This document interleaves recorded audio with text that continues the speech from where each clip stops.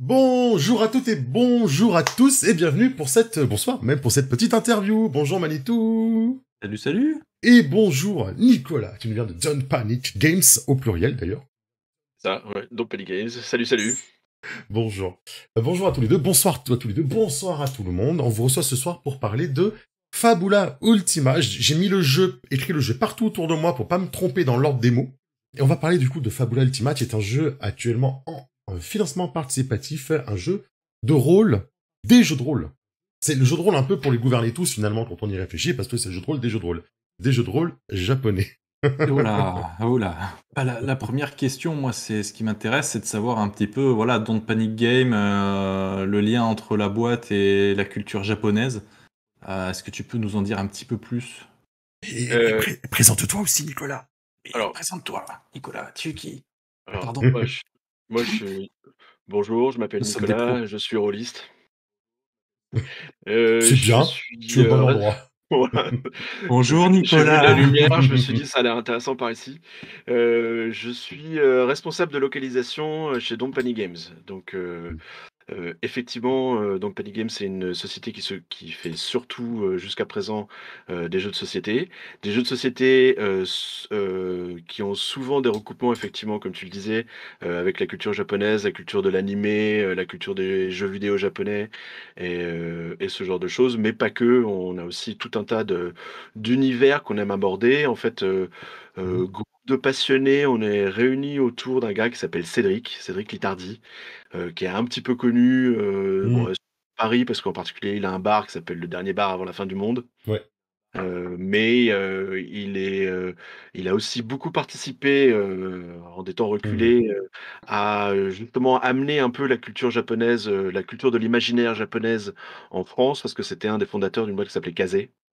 Et elle fait Yes. beaucoup d'importations, de mangas et d'animés et après avoir continué, sa route, dans plein de domaines différents de la culture de l'imaginaire, il a fondé entre autres Don't Panic Games, en 2013, je crois que c'était, pour, se réunir avec, un groupe de passionnés du jeu de société, mais pas que, hein, de vraiment toutes les cultures de l'imaginaire, et de travailler conjointement avec son autre boîte, qui est une boîte d'édition qui s'appelle Inis Éditions, qui fait beaucoup de livres aussi, ils ont publié il y a pas si longtemps un bouquin qui s'appelle La Grande Histoire, La Grande Aventure du jeu de rôle Ouais.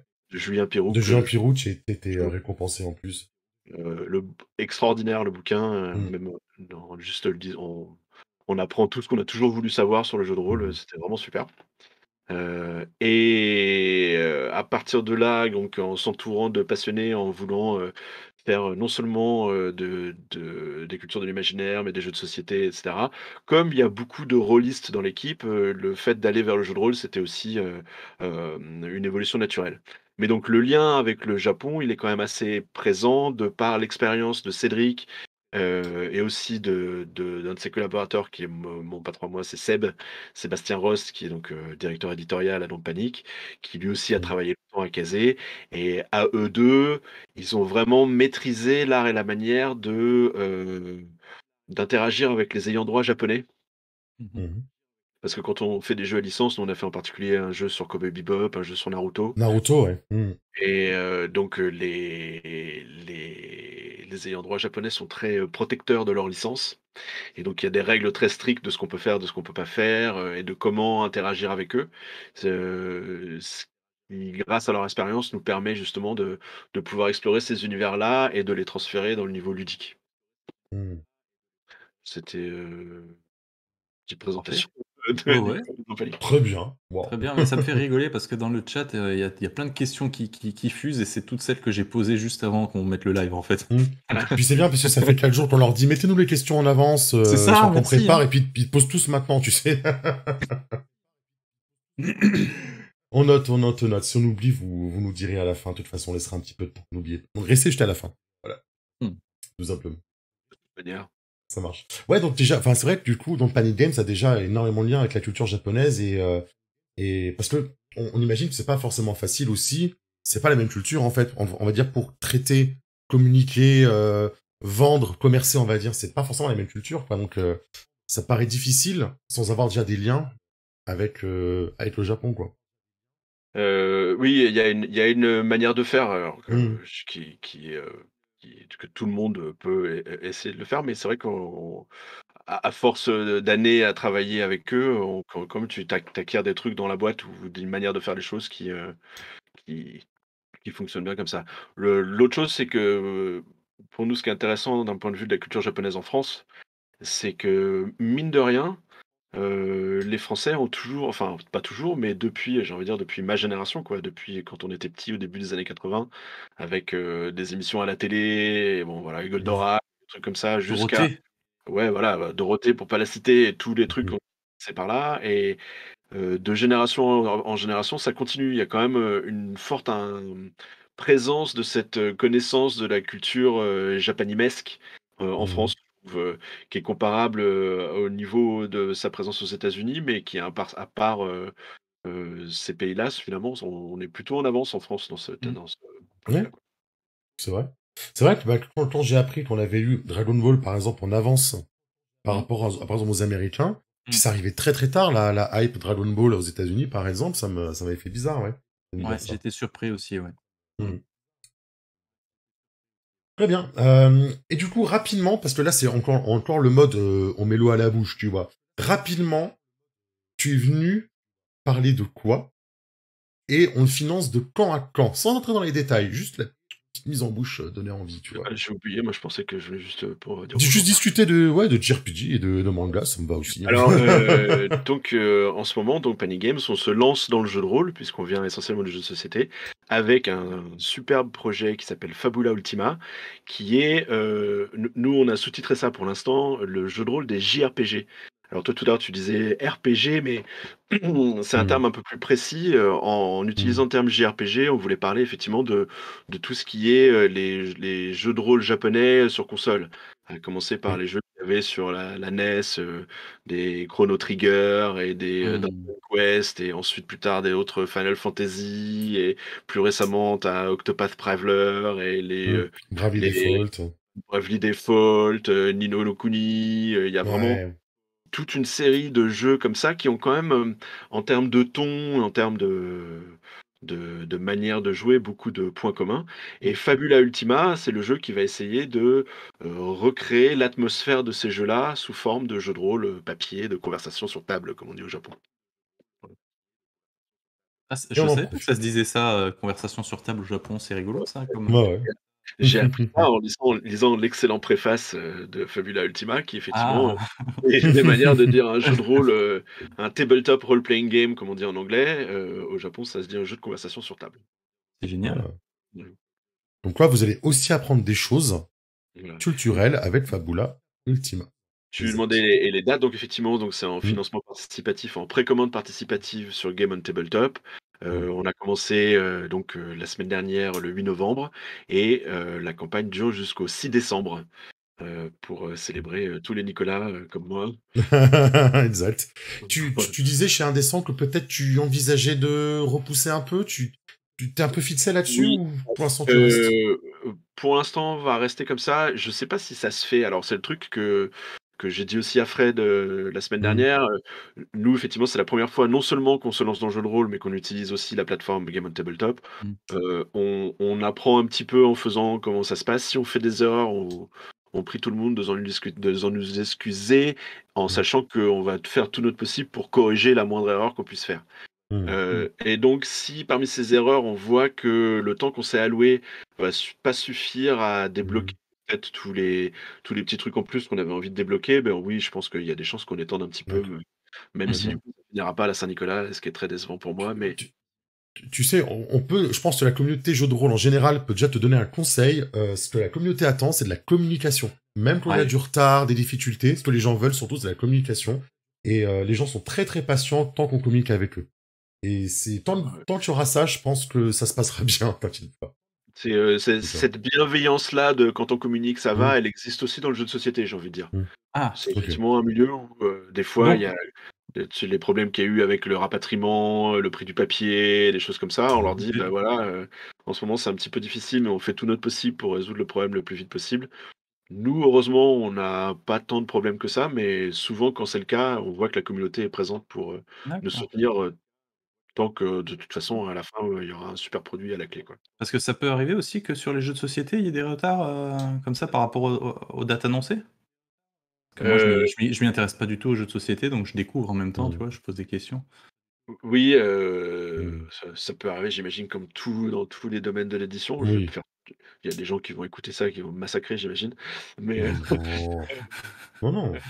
À partir du moment où OK. ta création a impression dans un contexte tendu comme le nôtre, oui, je non, pense que c'est on a eu des moments difficiles dans les quelques dernières années où effectivement, il y a eu des passages, surtout pour, comme on produit beaucoup en Chine, Mmh. où, le prix, du transit, et même les délais, et puis comme eux, ils ont été arrêtés pendant le covid pendant très longtemps, quand finalement ils ont repris les affaires, ça a été un Ouais. cauchemar. Tout le monde Mmh. s'est précipité sur les mêmes quelques imprimeurs pour, mmh. faire imprimer tous les trucs que nous on avait, prêts depuis des mois, quoi.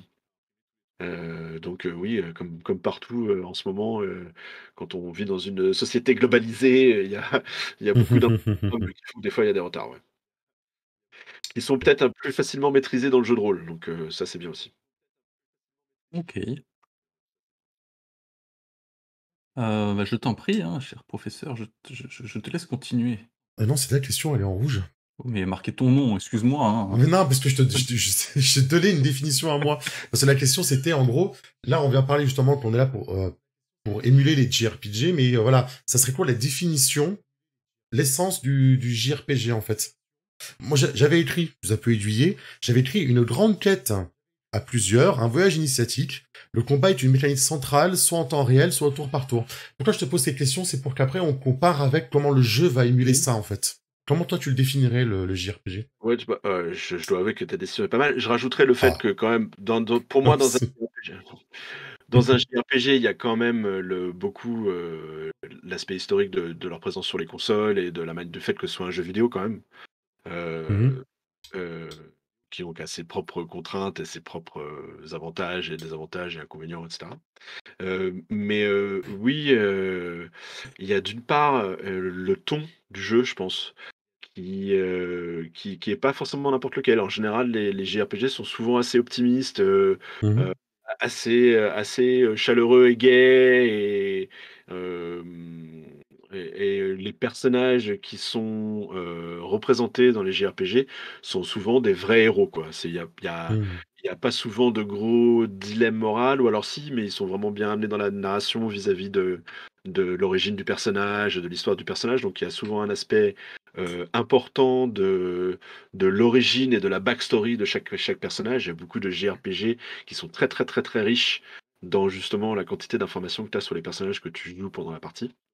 Hem, hem, donc le ton et effectivement le côté, épique et héroïque mhm, qui est assez important dans le JRPG, et là aussi tu le dis bien, la composante combat et la composante au tour par tour. Et moi j'ai vraiment ce visuel, en tête de j'ai mon petit groupe qui se balade sur la carte du monde, et tout d'un mhm. coup, et toutes les 5 minutes, Combat. oh, tout d'un coup ça fait voilà, exactement.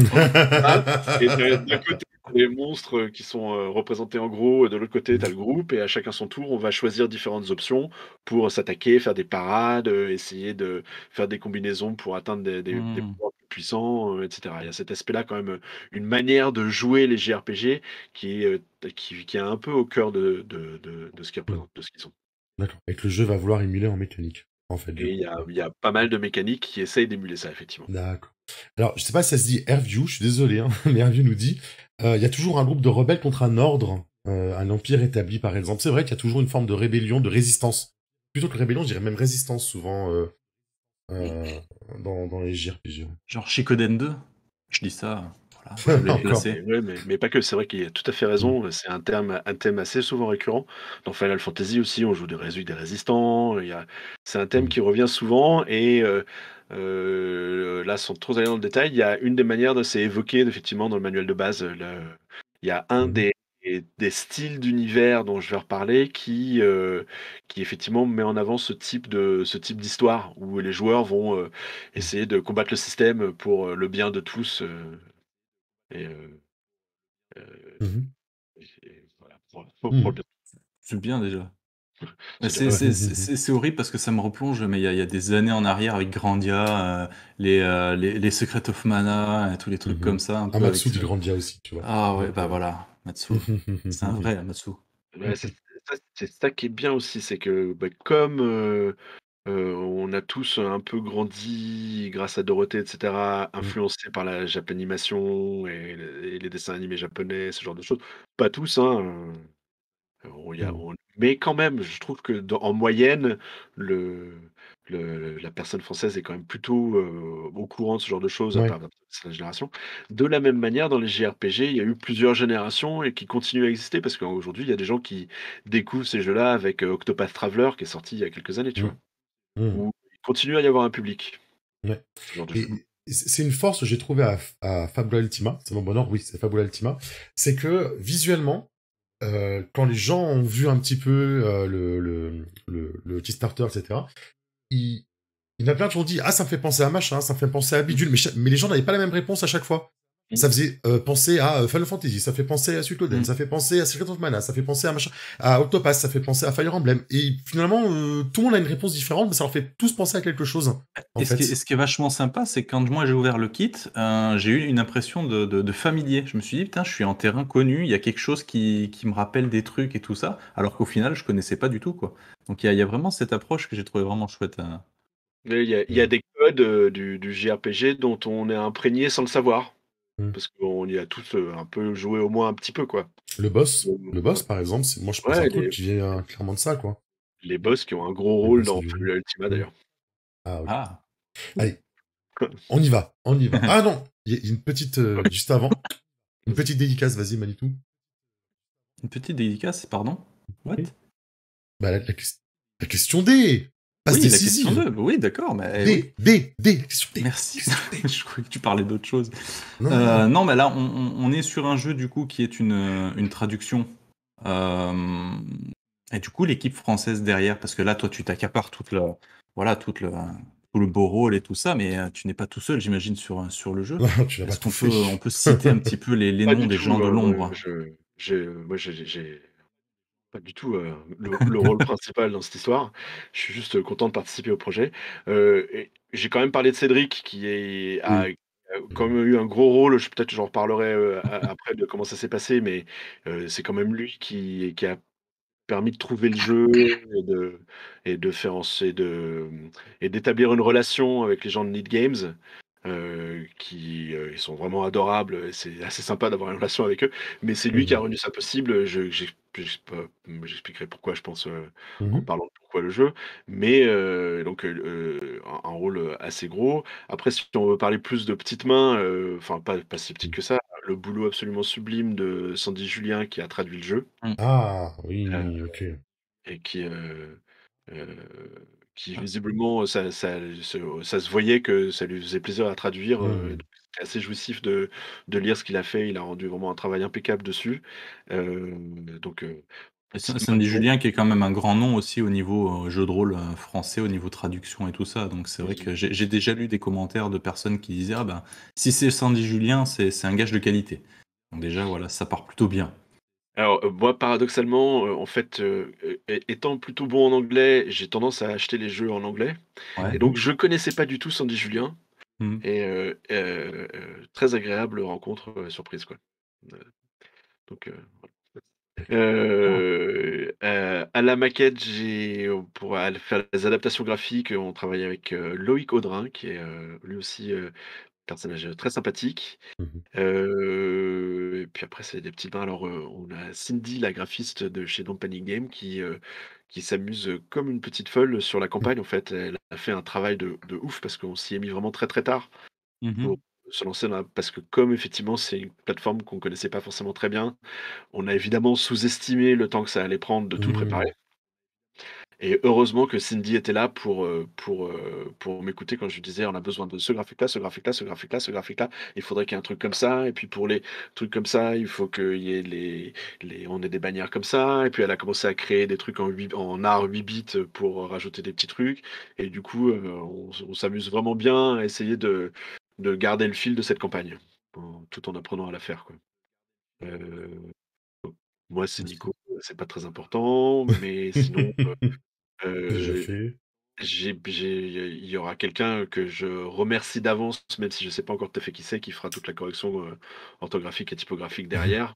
Puisqu'on a quand même, comme on est un peu jumelé avec une maison d'édition, on a quand même, une procédure assez stricte, Mmh. heu, qui est, vérification orthographique, puis, Mmh. tout le processus derrière. Donc, il y a quelqu'un qui va s'occuper de ça, que je remercie d'avance, même si je sais pas encore qui c'est. Bravo à toi. Un esclave relecteur, comme le dit Sloppy.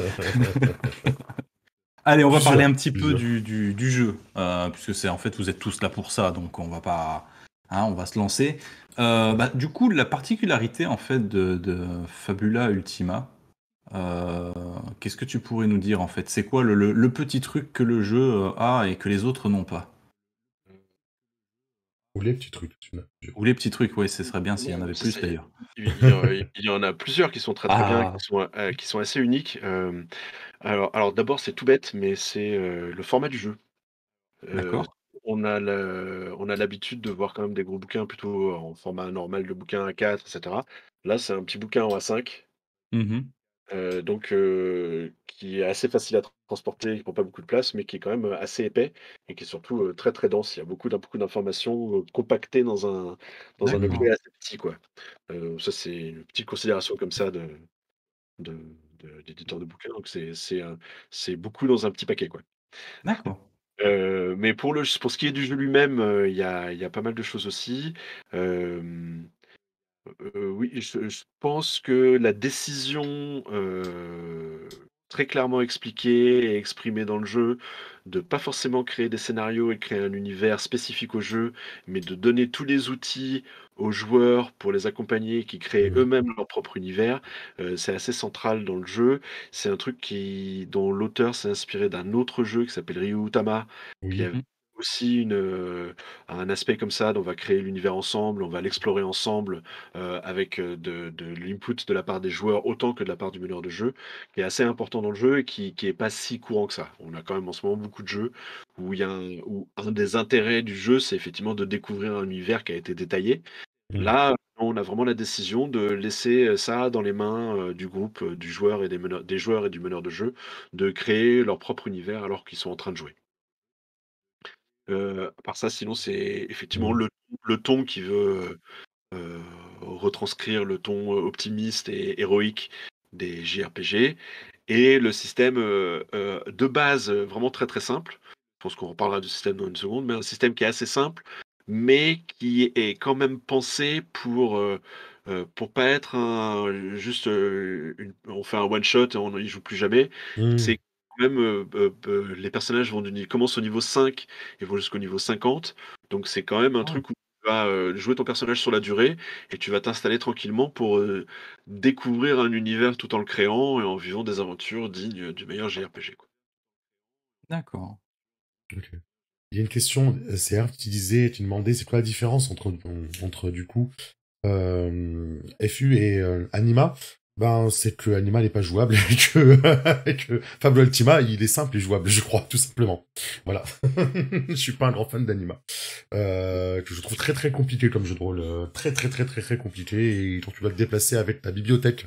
Dès que quelqu'un veut faire un sort, c'est un peu limité comme jeu. Non, mais voilà, je pense que Fable Ultima est beaucoup plus simple dans sa mécanique et beaucoup plus dans la narration. Et j'ai l'impression aussi beaucoup plus dans la discussion sur la table et l'entrée entre les personnages. La mécanique de groupe, alors beaucoup plus poussée sur Fable Ultima. Mmh. Voilà, de mon avis. Je connais pas Anima, donc je peux pas me prononcer, mais Ah, si t'as 2 ou 3 ans devant toi, tu peux essayer de les lire et de C'est ça.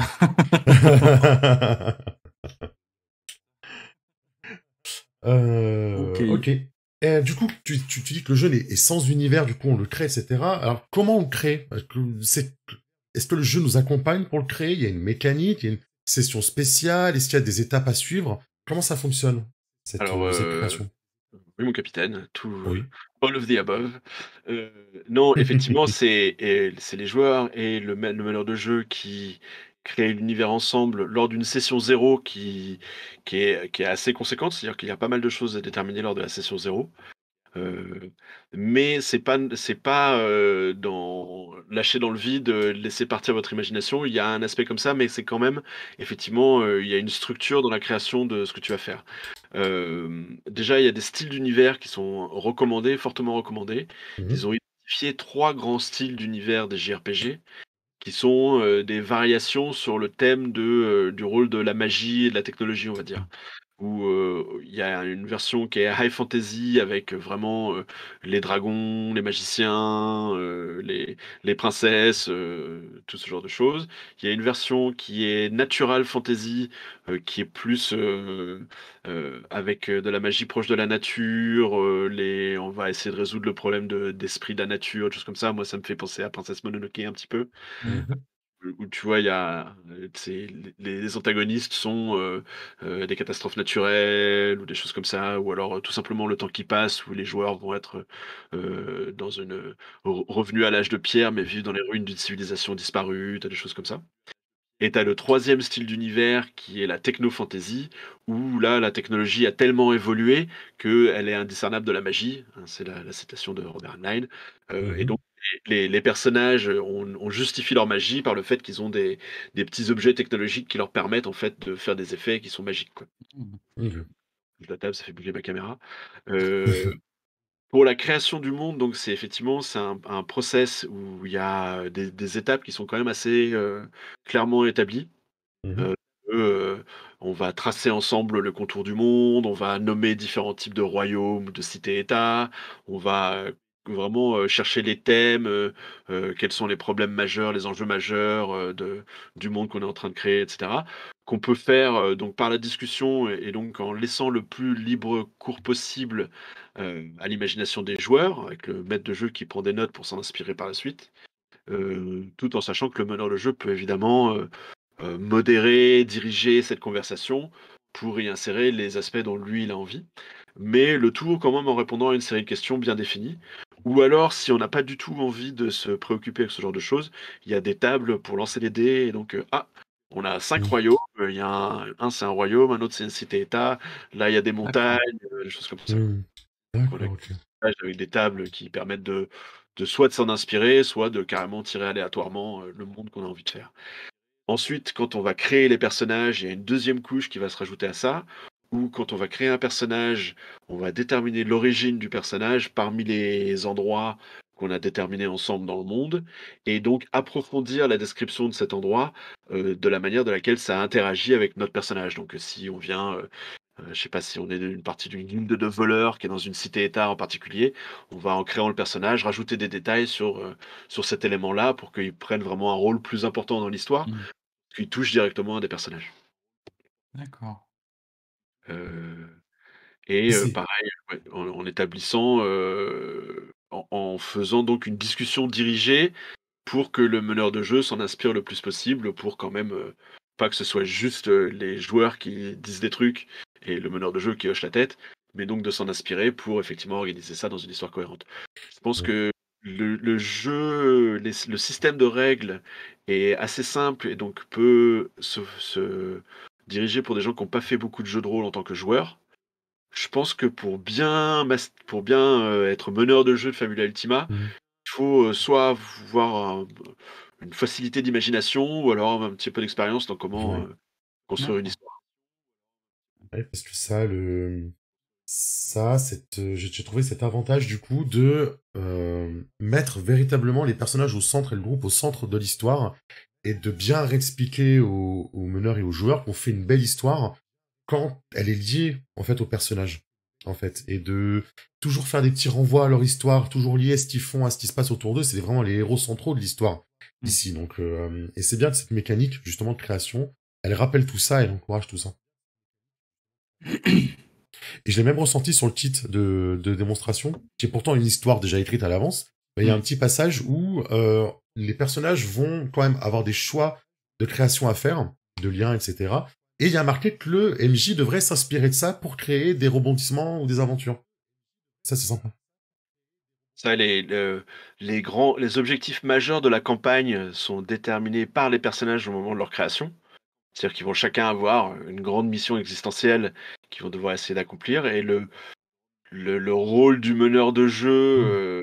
qu'il est décrit dans le manuel, c'est vraiment de faciliter ça, mais en mettant des obstacles sur leur chemin et en faisant de rendre de leurs objectifs, une aventure, épique et passionnante, quoi. C'est quoi l'importance du groupe à l'intérieur du jeu? Quand on va créer le groupe ensemble, et cetera, se créer des relations, parce qu'il y a plein de mécaniques autour du groupe. Soit mécanique de jeu réel ou mécanique narrative. J'ai lu qu'il faut pas hésiter que le groupe crée des opportunités pour les autres. Enfin, on a vraiment l'impression que c'est vraiment, on joue vraiment tous ensemble. Et on doit faire en sorte que les autres jouent, en fait. Oui, dès la création du personnage, tu as, quand même un aspect assez f où, c'est pas un groupe d'aventuriers qui s'est rencontré par hasard dans une taverne et qu'il y a un gars, dans le coin qui va leur offrir une quête. C'est quand même plus approfondi que ça, où il va y avoir il y a des questions à répondre, sur pourquoi les joueurs sont ensemble, il y a des exemples de grands types de groupes, donc ceux qui vont, essayer de sauver le monde, ceux qui vont essayer de résoudre une énigme, enfin, il y a différents exemples qui sont donnés de comment organiser le groupe et des questions qui vont avec, que le meneur de jeu peut poser aux joueurs pour qu'ils expliquent un peu la dynamique de leur groupe. Il y a ça d'une part, il y a d'autre part le fait que, il y a une mécanique de lien, Mhm. effectivement entre les personnages, joueurs et ou non joueurs. C'est-à-dire qu'il va y avoir de base des liens entre les personnages joueurs, mais il va peut-être aussi se développer des liens avec des personnages non joueurs, avec des méchants, avec des personnages récurrents, et cetera, qui peuvent aussi avoir un lien. Et ces liens entre les personnages joueurs et non joueurs et joueurs entre eux, vont avoir des conséquences de gameplay, au sens où on va Mhm. pouvoir, à certains moments, utiliser ces liens pour essayer d'améliorer des jets de dés, en gros. Heu, D'accord. je reviendrai peut-être en parlant d'une des mécaniques du jeu qui sont les points de destinée, les points Fabula et les points Ultima. Et pour Ultima, le non-jeu. Effectivement. T'as noté quelques questions, peut-être, Manitou? Ouais, il y en a beaucoup, en fait. Ouais. Il y en a beaucoup. Vas-y, Je quelques-unes. propose que je vais y répondre, juste après la question que moi j'avais à poser, parce que je Oui, pense vas-y. que ça peut faire sens. Comment en fait dans ce jeu, comment on émule, le genre, JRPG, du coup les combats, les donjons, parce que, jeu vidéo, voilà, tu le dis, tu as le truc qui fait comme ça et pof, tu rentres dans le combat. En termes de jeu de rôle, je l'imagine pas trop, en fait. Est-ce que tu peux nous en dire un Heu, peu plus? Est-ce que tu vas alors il faire y a un 1999 os de dinosaure pour te Ah, crafter c'est ton c'est épée ça, plus ou les ta formes Beyblade? d'objets, voilà, ouais. il y a des Ouais. il y a des petits trucs comme ça. C'est plein de petites choses. Par exemple, pour ce qui est des combats, la manière de laquelle sont organisés les tours, qui ça fait bien penser à la manière effectivement alternative. C'est-à-dire que là, on va pas tirer une initiative par personnage, on va tirer une initiative de groupe Mhm. et le groupe qui a une initiative va avoir la première action du tour, puis on va passer à une action des antagonistes, puis une Ah, deuxième ça fait action. ping-pong. Ça fait ping-pong entre Hmm. les gentils et les méchants, quoi. Donc ça, D'accord. c'est un aspect qui retranscrit pas mal ça, parce que dans beaucoup de JRPG, effectivement, il faut calculer que au Mhm. prochain tour, c'est quand même l'ennemi qui va attaquer.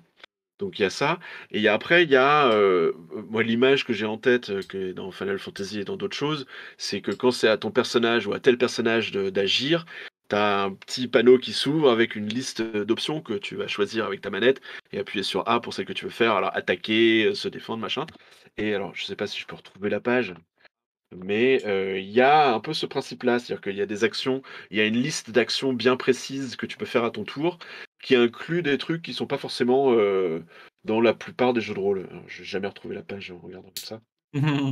C'est toujours pareil, de toute façon. Ouais, c'est clair.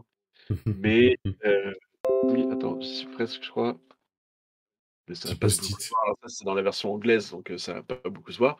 Mais tu vois, tu as une liste assez précise des Mhm. différentes actions que tu peux faire, qui moi Mmh. me fait beaucoup penser au type d'action que tu peux avoir, dans ta Mmh. petite fenêtre, quand c'est à ton tour de jouer dans un JRPG. C'est ce qui ça m'a Hmm. fait penser à ça quand j'ai lu un petit peu le kit d'initiation là, on a le choix entre attaquer normal, utiliser un Hmm. objet, machin, ça Utiliser fait vraiment Ouais. son attaque spéciale, enfin, ou c'est plus ou ça. moins l'attaque spéciale, attaquer en l'air ou lancer un sort ou Mmh. analyser l'adversaire, etc. Ouais. Après, il y a un autre petit truc qui est assez rigolo, qui est assez unique. C'est pour l'utilisation de certaines potions. Dans la plupart des JRPG, tu as les petites potions rouges, ça te rajoute des points de vie, et les potions bleues, ça te redonne des points de magie. Là, c'est assez bien intégré dans le jeu, c'est-à-dire que tu vas pas tenir compte de exactement combien de potions rouges et combien de potions bleues tu as dans ton sac. Tu as un certain nombre de points d'inventaire. Et en fonction de tes besoins, tu vas dépenser des points d'inventaire pour sortir une potion bleue quand tu as besoin d'une potion bleue. Tu vois? D'accord. Donc tu vas dépenser ces points-là dynamiquement pendant la partie pour avoir la bonne potion au bon moment, si tu veux. Ouais, ça, c'est Donc, très très bien pensé parce que ça évite le côté j'ai 5 potions de machin, j'ai 3 potions de bidule, il faut. Non, non, c'est que voilà, votre potion de soin, elle coûte 3 points d'inventaire. Vous en avez 6. Ben, si vous utilisez une potion de soin, vous perdez 3 points d'inventaire. Voilà, c'est tout. Il n'y a pas besoin de compter combien vous avez de chaque, en fait. C'est ça. Ça, c'est Ça, très c'est très très bien. Ouais. intelligent. Ah ouais. C'est très bien vu, ouais. ce qui est assez cool aussi, c'est qu'il y a dans beaucoup d'endroits du bouquin, alors ça, je sais pas si ça passe bien, mais tu vois, ils se sont amusés à faire plein de petites icônes en pseudo Mm. 8 bits. Oui, oui. Ben, Oui. je vais zoomer moi parce que je suis sur le titre. Ouais, je pense que ouais, tu seras mieux. Voilà, hop. Mais il y a beaucoup, beaucoup de passages dans le kit, mais surtout dans le manuel de base, où tout l'équipement, il est représenté comme ça. D'accord. En petits trucs pixelisés, comme dans ton inventaire dans le jeu aussi. Alors ça, c'est vraiment juste un truc visuel dans le manuel, ça a pas d'incidence de jeu, mais ça fait que quand tu es dedans, si, tu as bien cette sensation quand même d'être dans cet Mm. univers. En sachant qu'aussi dans le manuel, il y a quand même pas mal d'objets et des règles pour créer des objets, et cetera. Tu un aspect, de gestion des objets magiques qui est assez sympa dans le jeu. D'accord. Je suis en train de remonter là le chat pour trouver un petit peu les questions. Il y a une question d'Amatsu, parce que comme tu disais qu'il y a pas vraiment d'univers qui est rattaché à ce jeu et que tu peux faire un petit peu comme tu veux, est-ce qu'il est possible d'émuler, par exemple, une partie comme si on voulait jouer à Final Fantasy, par exemple? Alors, je dirais absolument.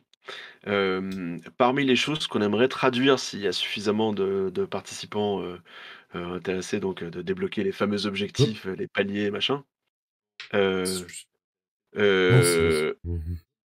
dans, Need Games, dans les scénarios qu'ils ont mis à disposition gratuitement sous format PDF en italien, sur leur site, il y a effectivement des trucs inspirés d'autres univers. Ils ont fait un scénario qui reprend l'univers de Bravely Default, qui est Mmh, donc un JRPG assez connu, et ils en ont même fait un sur, Pokémon Arceus.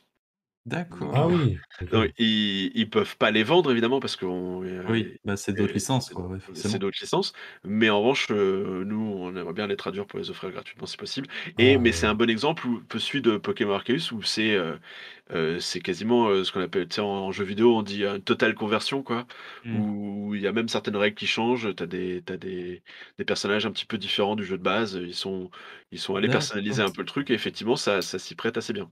d'accord, Donc tu bah, Ah, peux le refaire dans l'univers de ton JRPG, favori, essayer de découvrir d'autres trucs, bah, tu vois, tu as répondu à une deuxième question du chat en même temps, puisque quelqu'un, je ne sais plus qui, mais avait demandé si on pouvait vraiment jouer à Pokémon avec Fabula Ultima. Bah, du coup, voilà, oui. Voilà. Mhm. voilà. Il y a plein de questions. Alors, Super. attention, tu vas dire oui ou non. Est-ce qu'on peut faire un univers à la Landfust? J'ai plein de questions comme ça qui sont tombées. Heu Plus difficile peut-être? Plus difficile, mais je vois Mm. pas, pourquoi pas.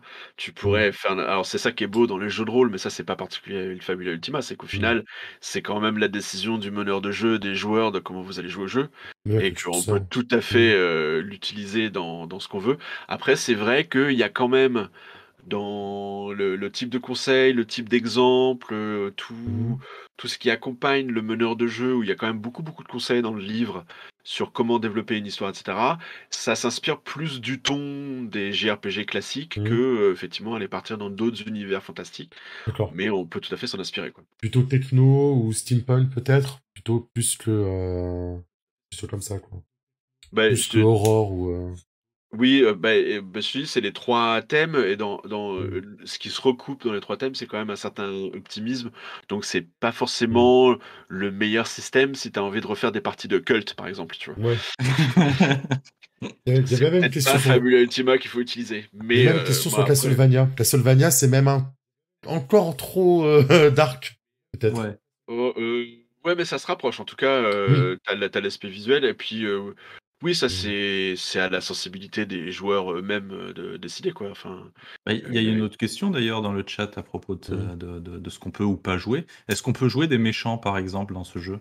alors Est-ce qu'on peut orienter pour voilà, le le fait coup, le jeu est vraiment pas pensé comme ça. Le jeu est vraiment pensé pour les Mmh. personnages, c'est les héros de l'histoire, quoi. c'est des gentils? Ouais. OK, ça Mmh. marche. On parlera après des sorts, arts martiaux, tout ça plus tard, hein. J'ai vu une question, je l'ai notée. Mmh. Mmh. On en parlera quand on parlera système. Du coup.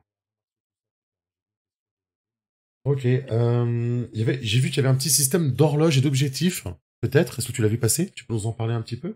Oui, alors, ça revient dans pas mal de jeux de rôle en ce moment. Je sais plus dans qui est-ce qui avait lancé ça au départ, mais c'est effectivement TBTA? il y a pas mal de conseils dans le jeu sur comment utiliser les horloges, enfin, ou les cadrans qu'on remplit petit à petit, sur, comment faire qu'un combat, par exemple, a vraiment beaucoup d'importance dans l'histoire. C'est qu'il va y avoir, un objectif en plusieurs étapes qu'il va falloir accomplir pendant le combat, par exemple, ou alors pendant, une succession de scènes ou une succession d'endroits où, donc tu vas séparer un cercle en différents, quartiers, quoi. Et au fur et à mesure que les joueurs vont accomplir certains des objectifs dont ils ont besoin pour accomplir l'objectif final, tu vas effectivement remplir, tous ces quartiers jusqu'à ce qu'avoir rempli l'horloge, complète.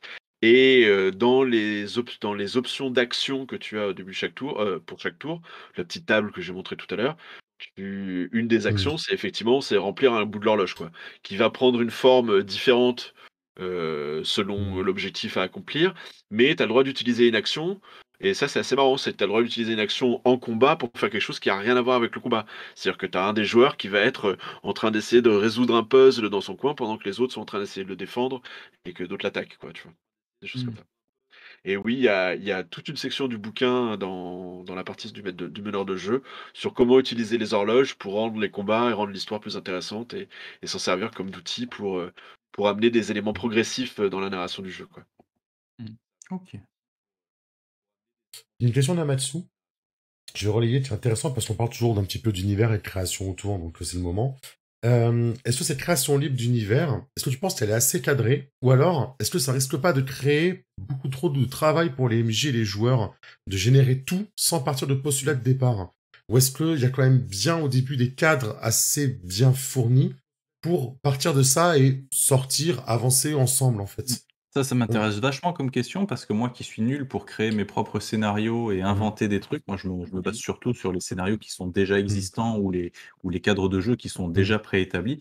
J'ose pas, ça me fait peur en fait de me C'est lancer c'est- sur ce c'est genre vrai de qu'il y a truc, donc beaucoup de jeux, c'est voilà, faites ça, mais ne faites pas si vous voulez, ou faites comme vous voulez, ou ça peut perdre un petit peu. Comment tu l'as ressenti, toi, ça, pour bien cadrer? Tu as quand même le fait que dans la description de chacun des 3 grands styles d'univers, il y a déjà, le Des type de pistes? personnage, il y a des grosses pistes. Il y a le type de personnage, Ok. le type d'antagoniste, le type d'histoire à laquelle ça peut correspondre. Donc tu as quand même, ce cadre-là pour, commencer à t'inspirer.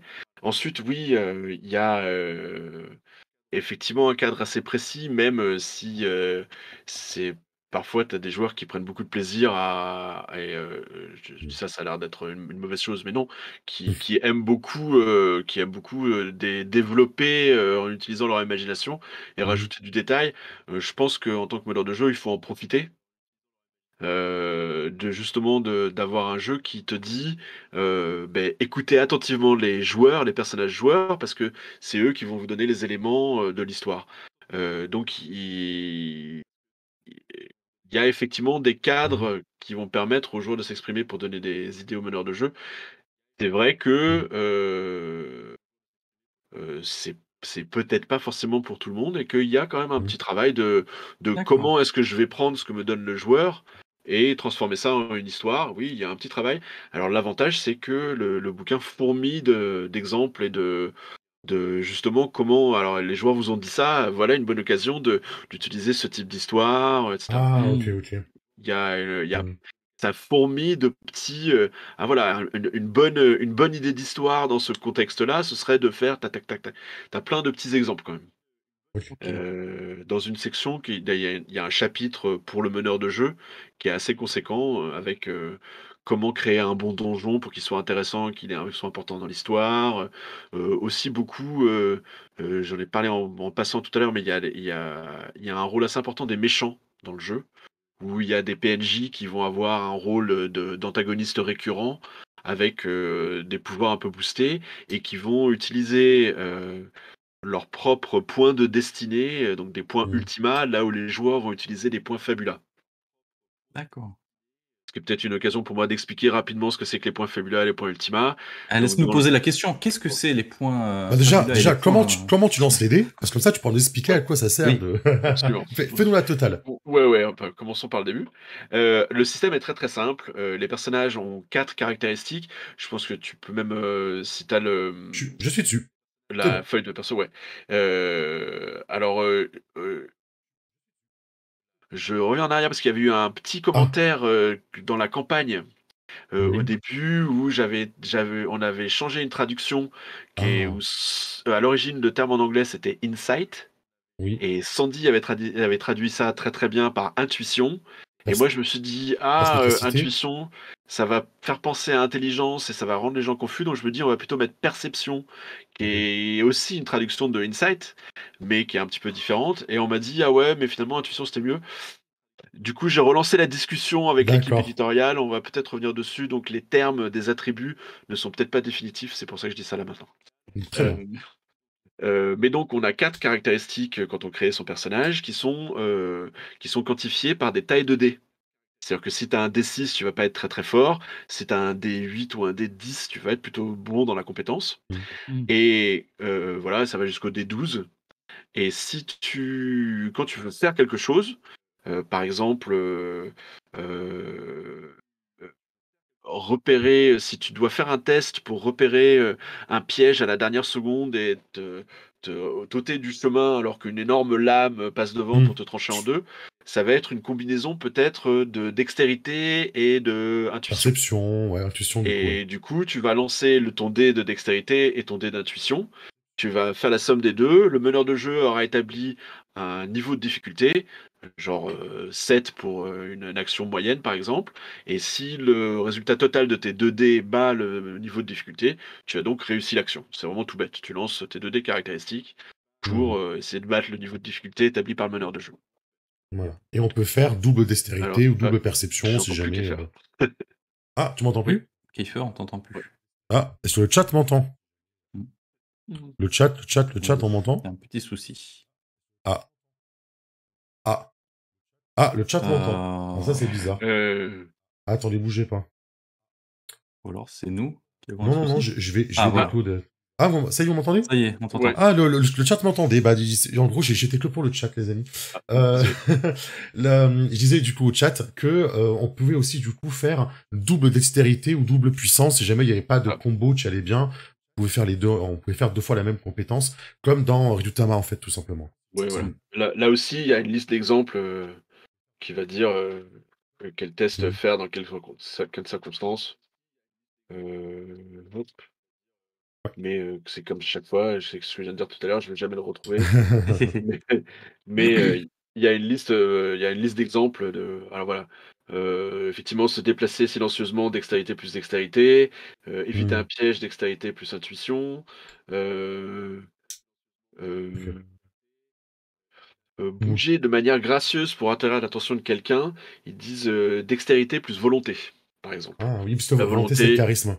c'est un petit peu le charisme aussi, ouais, voilà. Mm. Donc, D'accord. voilà, tu as différentes combinaisons et des exemples Ça de c'est combinaisons, sympa mais à après mélanger, ouais. Ouais, et puis. au meneur de jeu d'adapter Mm. ça à la situation qu'il veut, quoi. Mhm. Et à côté de ça, bah, pour émuler un peu tout le genre, vous avez les effets d'état, Mhm. où quand vous en cochez un, ça vous dégrade d'un dé votre caractéristique. Genre, si Mm. vous êtes ralenti, vous êtes plus qu'à D6 sans dextérité au lieu de D8. Si Mm. vous êtes enragé, par contre, vous voyez, c'est l'état du dessus. Enragé, c'est pas que vous êtes ralenti et étourdi. Enragé, c'est que vous perdez un cran de dé en dextérité et en perception. Mm. Voilà comment ça fonctionne après les états. Et c'est assez Voilà. intelligent, j'ai trouvé ça, j'ai bien aimé. Ouais, moi aussi.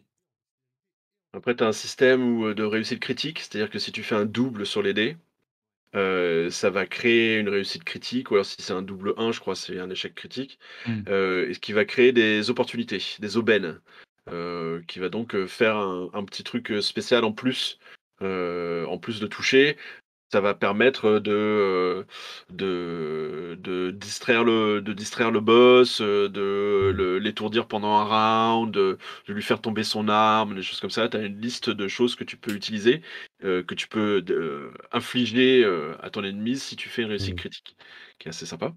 Mmh. Et donc c'est là que j'en viens au point Fabula et au point Ultima. Tu as d'autres manières, en dehors de l'équipement, en dehors des compétences, d'influencer ce jet, c'est en dépensant des points de destinée, si on veut. Mais là, en l'occurrence, pour les joueurs, ils s'appellent des points Fabula, où finalement, il va en avoir peut-être plus que dans d'autres jeux de rôle, où c'est vraiment une monnaie d'échange narrative entre le meneur de jeu et les joueurs, où il y a beaucoup d'occasions où ils vont pouvoir dépenser des points de Fabula, et beaucoup d'occasions où ils vont en gagner, en perdre, et, pour améliorer leur Mmh. jet, etc. Et le nombre de points de Fabula dépensés pendant une séance de jeu, va influencer sur le nombre de points d'expérience gagnés par les joueurs. Donc, D'accord. plus les situations seront tendues et nécessiteront d'utiliser des points de Fabula pour se sortir de la situation, plus les joueurs vont gagner des points d'expérience. Et conversement, les grands méchants, les boss, vont avoir le pendant Mmh. maléfique des points Fabula, c'est les points Mmh. Ultima, qui vont eux aussi pouvoir dépenser pour avoir certains effets. Et là aussi, les points Ultima dépensés par les boss vont influencer sur le D'accord. influencer, Mmh. influer le nombre de points d'expérience que vont gagner les joueurs à la fin de la séance. Ah, c'est cool. Et est-ce qu'un point Fabula dépensé devient un point Ultima Non, il ou y a ça pas n'a rien ça. à voir? Il y avait OK. pas ça, ça me fait penser à Star Star Wars? Wars ou ouais, c'est Oui, ça, la force et le côté obscur et le côté clair. exactement, je pensais à Non, ça. il y a pas ça. C'est marrant, mais non, là, c'est vraiment ces 2 monnaies séparées. C'est-à-dire que le maître de jeu va dépenser des points Ultima Mmh. et les joueurs vont dépenser des points Fabula. Comme dans les Lames du Cardinal, voilà. Ouais. OK, très bien. J'aime beaucoup ce fait que ça encourage les joueurs à les utiliser parce qu'ils vont gagner plus d'expérience à la fin, en fait. Oui, et alors, un bon exemple La justement de diversité. circonstance dans lequel tu vas utiliser des points tu as le droit d'utiliser des points Fabula parce que tu peux pas les utiliser n'importe comment non Mmh. plus. C'est s'il y a un lien entre, 2 personnages, par exemple, c'est un des exemples. C'est comme ça que les liens vont influer sur le jeu. C'est que si, par exemple, tu essayes de faire un jet pour protéger, tel autre personnage avec qui tu as un lien de Mmh. sentiment de protection, bah, du coup, ça va te donner un bonus sur le dé si tu dépenses un point Fabula pour faire ce qui correspond au lien que tu invoques. Et il y a des petits mécanismes comme ça où tu vas invoquer ton origine ou les liens que tu as avec d'autres personnages pour Mmh. dépenser un point de Fabula et avoir un bonus sur le jet de dés. Voilà. Il y a un côté très, en fait, sur l'identité, le thème du perso, et cetera, qui est, du coup, assez poussé, quoi. Un petit côté narratif RP, quoi, qui est très, très bien. Il te plaît beaucoup, J'aime beaucoup. j'imagine. Oui, bah oui, il me plaît beaucoup, tu penses bien. J'aime beaucoup ce genre de choses. Non, moi, j'aime beaucoup quand il y a des trucs RP, qui après te donnent des mécaniques derrière, je trouve ça très, très, très bien. Après, vous avez le OK. classique, hein, point de vie, point de magie, défense, les armes qui font tant de dégâts, les compétences, etc. Ah, les points Voilà. les points d'inventaire, je trouve vraiment que c'est super bien Ouais. fait quand même. Hmm. J'y reviens, mais ouais. C'est vrai, Et ça te soulage, ouais, de, de, mmh, de compter les potions, les machins. c'est ça. Du coup, en termes de personnages, en fait, qu'est-ce qu'on joue comme personnage? Est-ce que c'est fatalement que des personnages un petit peu humanoïdes comme ça? Ou il y a d'autres espèces? Il y a des Parce que moi, je suis un fan de Roucheresse, hein, par exemple, et Hmm. donc T'as des profils peut-être prédéfinis ou comment ça fonctionne? Alors non, en termes de race de personnages, c'est là aussi c'est un choix qu'ils ont fait et qu'ils expliquent assez clairement. Il n'y a pas de mécanisme de jeu pour représenter la race. C'est-à-dire que si je veux faire un personnage qui a des oreilles de chat, par exemple, ça veut pas forcément dire que je vais entendre mieux, etc. C'est Hmm. purement cosmétique. Donc d'accord. effectivement, rien Ouais. t'empêcherait de jouer Red 13 en sachant que c'est pas pour ça que Hmm. tu Oui. vas avoir une ouïe extraordinaire, etc. Hmm. Il faudra peut-être euh, inventer une classe de personnages qui correspondent à certaines Hmm. des capacités que pouvait avoir Mmh. ton personnage. Alors, vraiment, les personnages sont définis quasiment entièrement, bon, par leurs attributs, leurs liens, l'origine, etc. Mais sinon, le cœur du personnage, c'est le mix de classes qu'il va avoir. C'est-à-dire que quand tu commences le personnage, tu vas choisir 2 ou 3 classes de personnages. Donc le multiclassage, oh là là, j'invente des mots. Mhm. Le multiclassage est au cœur du jeu. C'est-à-dire que ce qui va faire progresser ton personnage, c'est qu'à chaque niveau que tu vas gagner, tu vas choisir un niveau de telle ou telle classe, qui va donc te permettre de choisir une des compétences spéciales de cette classe. D'accord. Et tu as le droit de mener chacune des classes, jusqu'au 10e niveau à partir du moment auquel cas tu vas maîtriser la classe, ce qui va te donner accès à des compétences héroïques, des super compétences, quoi. Donc D'accord. heu, donc tu commences le jeu au niveau 5 et au niveau 5, tu vas donc choisir 5, une combinaison de 5 niveaux de classe au choix entre 2 ou 3 classes au départ. D'accord. Ok. Donc, à chaque fois que tu choisis une classe, tu vas choisir une des compétences de cette classe. Il y en a que tu peux choisir plusieurs fois. Et c'est indiqué, par exemple, telle compétence, je vais pouvoir la choisir 5 fois maximum.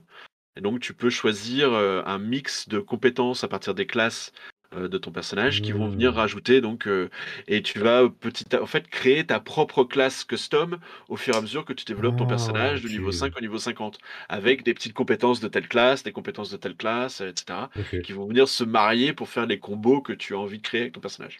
Et il y a du D'accord. coup une bonne grosse liste de compétences ou de sorts très définis, on va dire, qui Ouais, représentent en bien en fait, fait l'esprit du jeu. il y a une liste de classes au départ. Il y a 15 classes différentes. Alors, alors c'est une super section du bouquin. Euh, Vas-y, vas-y. Ouais, ouais, je vais la redire à chaque fois, je vais jamais le trouver. Flo, si jamais tu peux me MP le lien du Patreon de l'auteur, ça m'intéresse. Tu peux pas le poster toi, mais si jamais tu peux me MP le lien, Flo, je le mettrai dans le chat. Ou on ira même le voir, on sera puissant. Alors, S'il te plaît, bien sûr. S'il te je plaît. passe, je passe vite fait, mais chaque classe a une description, en fait, qui soit sur une double page comme ça, s'ils n'ont pas de gros pouvoirs magiques, mais quand ils ont des pouvoirs magiques, il y a aussi des pages derrière. Voilà. Elle va pas, mais par exemple, une classe Mhm. comme l'élémentaliste, tu vas avoir la description de la classe Mhm.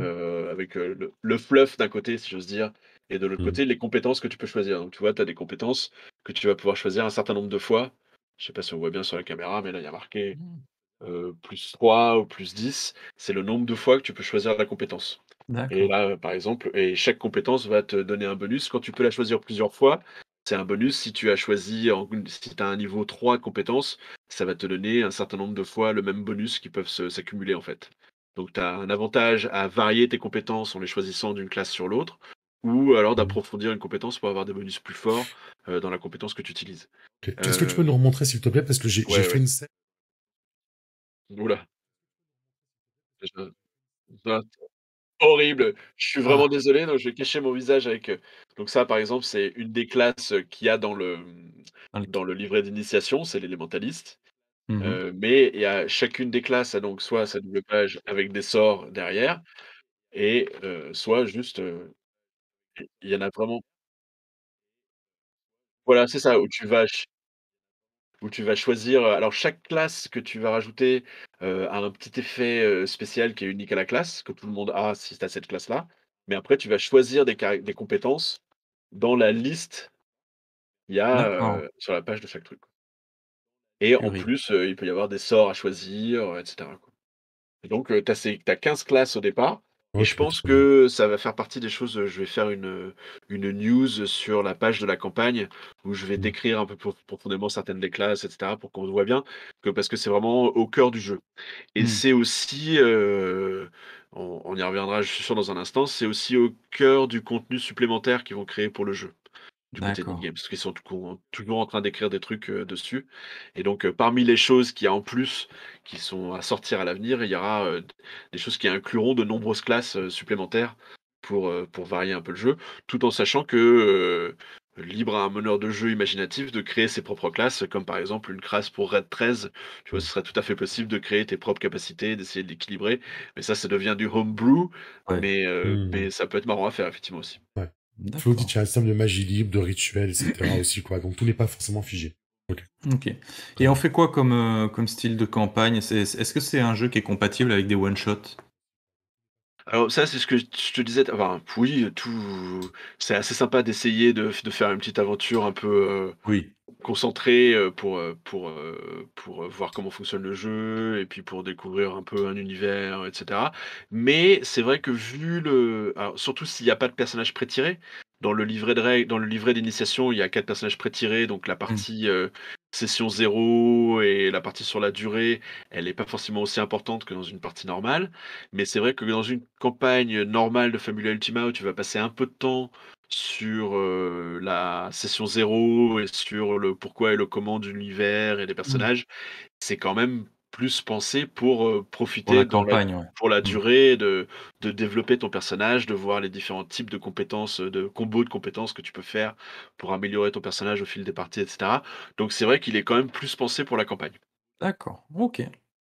Mais rien t'empêche, le système est relativement simple et il y a plein de petits de contenus dans le bouquin qui permettent de mettre en place un one shot, tout à fait, hein. D'accord, ça marche. Il y a vraiment beaucoup, beaucoup de questions sur la traduction, peut-être des modules qu'a créé l'auteur, etc. Alors, je te la pose tout de suite parce que les gens sont en train d'exploser. Ouais. Qu'est-ce que, ouais, vous avez des accords peut-être pour traduire les modules qu'a continué de créer l'auteur? Ça parle de module du nécromant qui est sorti à Halloween, des choses comme ça. Oui, alors, ouais, Des on va suppléments. essayer de traduire le truc du nécromant. Il faut qu'il m'envoie les sources. Pour l'instant, je sais que ça se passe très, très bien avec, alors c'est des personnages, on les a rencontrés à SN, en vrai, il y a quelques semaines, il y a quelques mois, il y a 2 mois, ça passe vite. Heu Donc, groupe de personnages très sympathiques, le patron de Need Games, donc, je dis peut-être 2 mots sur Need Games pour dire qui ils sont. Oui. C'est une boîte italienne. Il se trouve que Cédric, mon patron et gourou, lui est d'origine italienne et donc il y retourne, il a encore beaucoup d'attaches, là-bas, il y retourne régulièrement et parmi les choses qu'il fait en gros geek, rôliste, c'est qu'il cherche, des gens qui font des trucs, geeks de rôliste et donc, c'est comme ça qu'il a rencontré, entre autres, je crois que c'était à Lucas Comics and Games, il a rencontré, Nicolas Degobis, qui est le patron de Need Games, qui est un personnage, plus grand que nature, typique italien. Il a toujours un bonnet rouge, une grosse barbe, il a un gros nez et quand il parle à 2000 à l'heure en agitant les bras comme ça, tu vois? Et donc, il a beaucoup de personnalité complètement Brancalonia. ouais, il a un, petit côté enfin, c'est, Grandilonesque, on va dire. l'Italie dans toute sa beauté, quoi.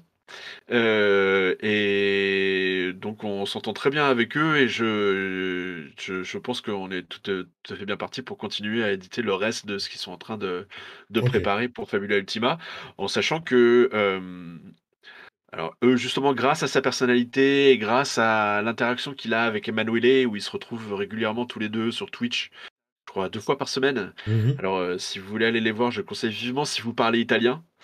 Ce qui est Mm. pas donné à tout le monde malheureusement. Moi, je comprends un petit peu, dans les grandes lignes de quoi ils parlent, mais c'est dur à suivre parfois parce qu'ils parlent très vite. Mais ils sont vraiment extraordinaires ces 2-là et du coup, ils se sont créés une grosse communauté de gens qui sont passionnés par leur jeu, à juste titre et du coup, ils sont pas prêts d'arrêter de publier des trucs, pour, quoi. Donc ça, c'est plutôt une bonne nouvelle parce que des fois, il y a des jeux chez des petits éditeurs qui ont un super premier Mhm. manuel de base et puis après, il y a plus rien pendant des années et des années. Non, là, ils ont déjà au moins il y a une extension qui est déjà quasiment prête et il y en a 2 autres qui sont dans les coulisses, prêtes à être, faites en plus de ça, quoi, donc Mm. On vous mettra c'est le lien plutôt cool. Discord également sur le replay, hein, sur YouTube. Dans les Oui. descriptions, il y aura tous les liens, Discord et compagnie. Très bien. Je sais pas si j'ai répondu à la question du coup. Si, si. Moi, en tout cas, j'ai compris. Est-ce que dans le livre, du coup, il y a des scénarios où c'est beaucoup trop difficile à mettre en place des scénarios alors qu'on vous dit créer votre monde avec des paliers pour vous aider? Il y a quand même des scénarios pour aider à rentrer dans le jeu? Alors dans le manuel de base, non, il y a pas de scénario. Mm. C'est vraiment une décision forte, de Mhm. vraiment faciliter au maximum la session zéro et la création de l'univers en coopérativement entre les joueurs et le meneur de jeu, pour que le meneur de jeu se serve de tous les outils qu'il y a dans le bouquin pour créer pour, pas improviser parce qu'il faut quand même un petit peu de préparation d'une séance sur Ouais. l'autre, mais dans les grandes lignes quand même pour effectivement imaginer, tout seul dans le plus facilement possible, ses propres campagnes. Donc non, dans le livre de base, il y a pas de scénario. Il y a le scénario du livret, qu'ils ont joliment appuyé, qu'ils ont joliment appelé Mhm. «Appuyer sur start», donc comme dans un Mmh. jeu vidéo, qui est pas un scénario très compliqué, qui permet d'apprendre les règles, qui est vraiment, pensé comme un tutoriel de jeu vidéo. Mmh. Mais ensuite dans le manuel de base, il y a pas de scénario. Heu, Comme je disais tout à l'heure, il y a des petits scénarios gratuits qui ont été, créés et il y a du contenu gratuit qui est créé sur le site en italien. Nous, on espère Mmh. traduire des petits trucs, mais c'est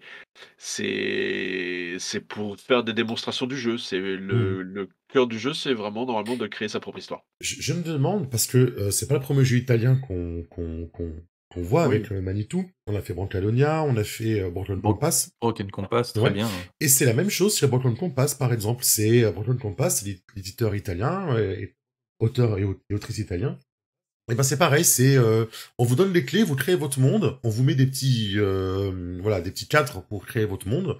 Mais allez-y. Après c'est voilà, bah, trouver un trésor, trouver une intrigue, on vous donne des petites pistes, C'est mais c'est vrai. tout. Il n'y a pas de scénar en fait.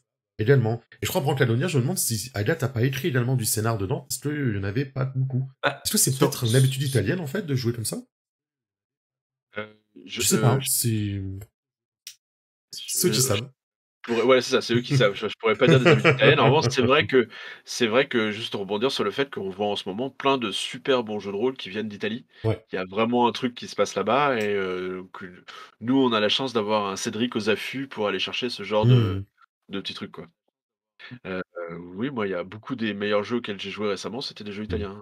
Ouais, c'est marrant. C'est marrant, en ce moment, ça a le vent en poupe, ouais, les jeux italiens. En même temps, ils sont bons, alors on va pas. Ouais, non, c'est Non, vrai mais qu'en plus, voilà, ils sentent bon, quoi. C'est je- vrai. ceux C'est qui arrivent en tout cas chez nous, ils sont bons. Mmh. Et Ok. du coup, puisqu'on parle de relations comme ça avec l'éditeur italien, heu, pourquoi avoir choisi celui-là spécifiquement? Comment vous avez choisi, de vous lancer, en fait, avec ce jeu? Hmm. Heu Comme premier jeu de rôle, quoi.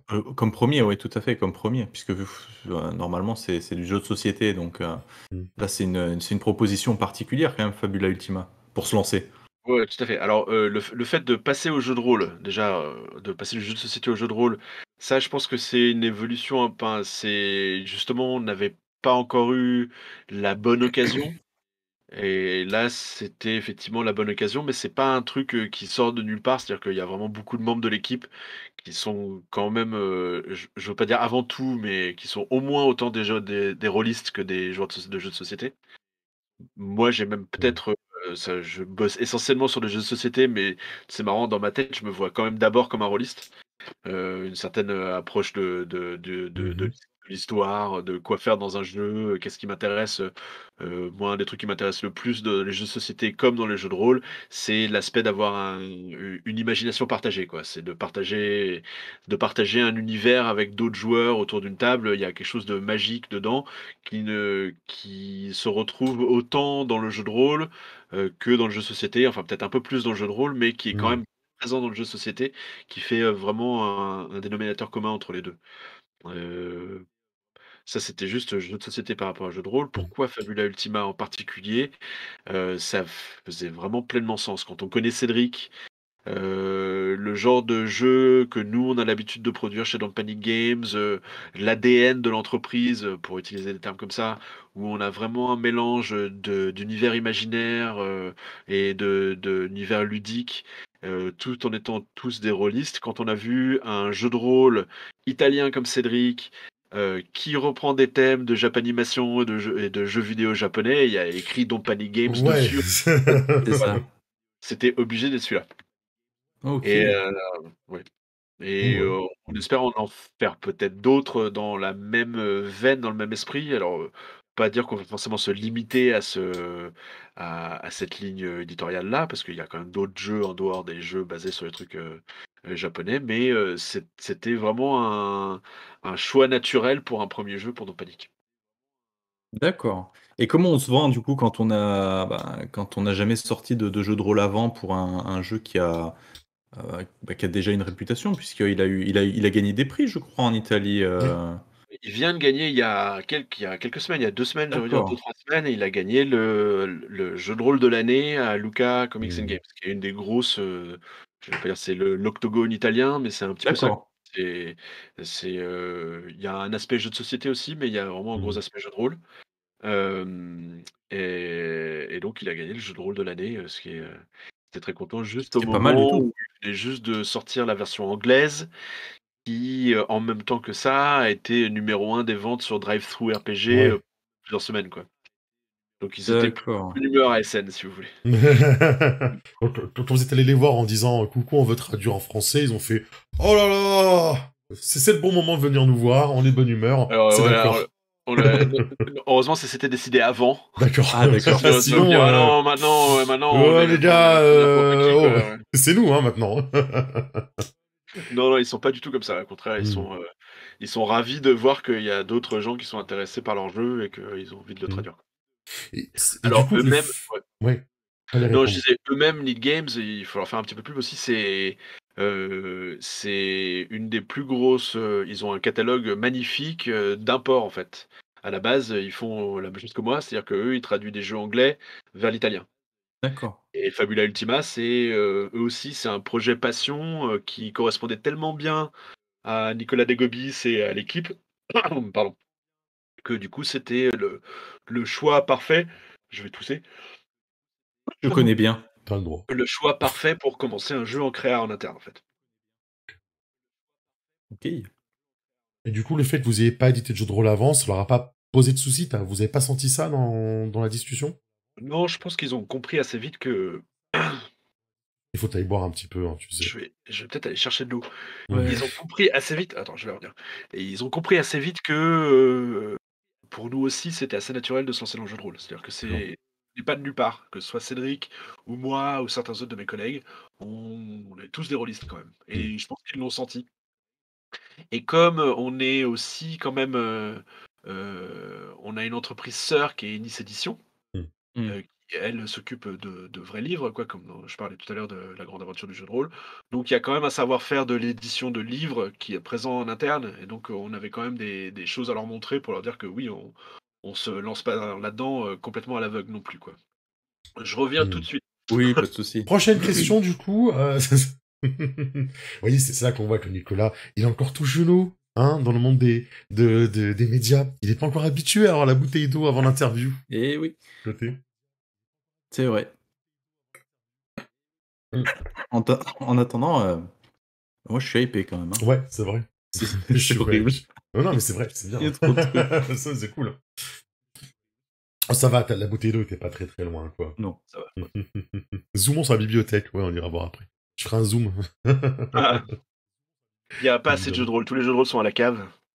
À la On est un petit peu cave, là, ouais. Ouais. Ouais, à Les ouais. prendre cartons. l'humidité.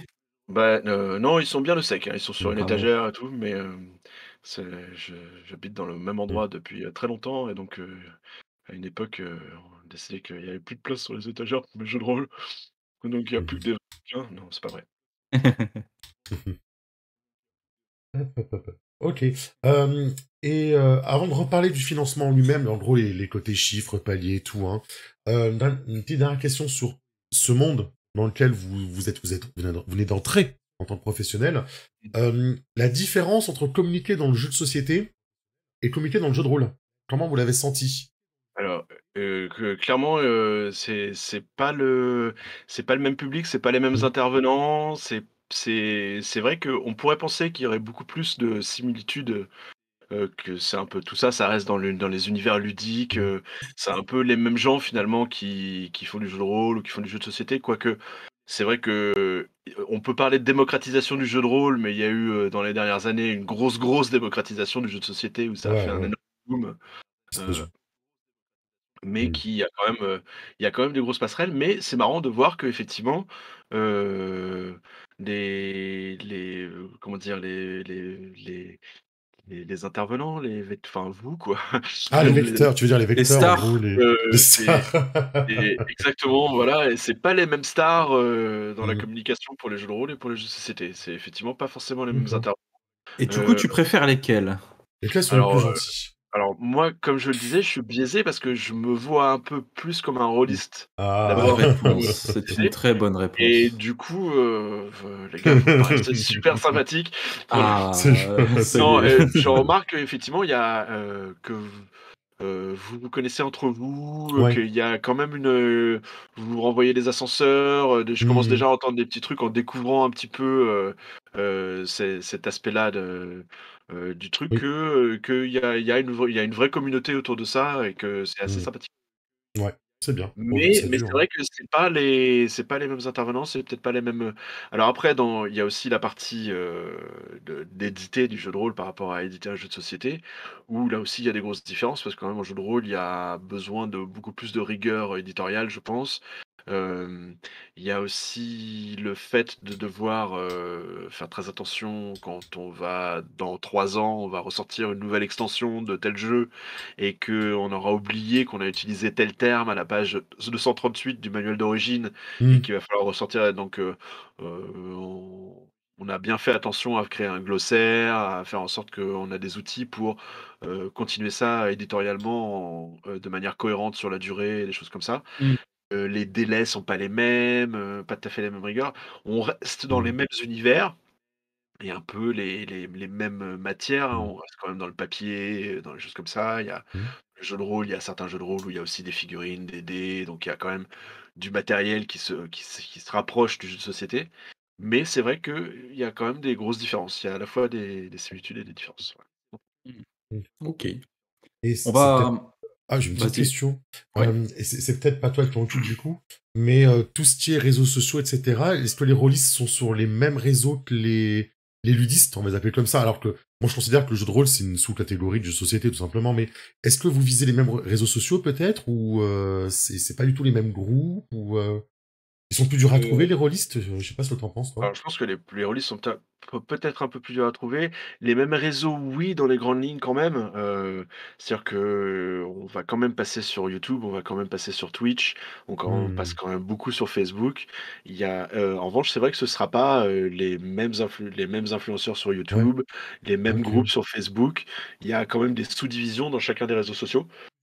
Je sais pas après si les proportions sont exactement les mêmes de qui est plutôt sur quel support Mmh. Mmh. dans le jeu de société ou le jeu de rôle. Heu OK. je Mmh. je pense quand même qu'on est dans des univers proches, donc il doit y avoir beaucoup de recoupements, mais il y a quand même le jeu de société se veut quand même encore, même s'il y a moi un truc que j'adore, c'est de voir l'espèce de reprise de flambeau du jeu de société par les jeunes d'aujourd'hui qui se mettent à faire du jeu de rôle alors que moi quand j'étais petit, moi je me cachais pas de faire du jeu de rôle, mais je prenais un malin plaisir à avoir l'air d'être le mec le plus bizarre du lycée parce que Mmh moi je mh, faisais des mmh. jeux de rôle et que les autres ils faisaient du foot quoi, tu vois? Il y a moins ça aujourd'hui, où c'est nettement moins d'être un quelqu'un de bizarre quand on fait une partie de Donjons& et Dragons, par exemple, Mmh. ou du du jeu le plus populaire de la terre, comme ils disent. C'est ça. Voilà. On va recentrer un petit peu sur le fis sur le Le fils? financement, Mmh. le fils caché de bref.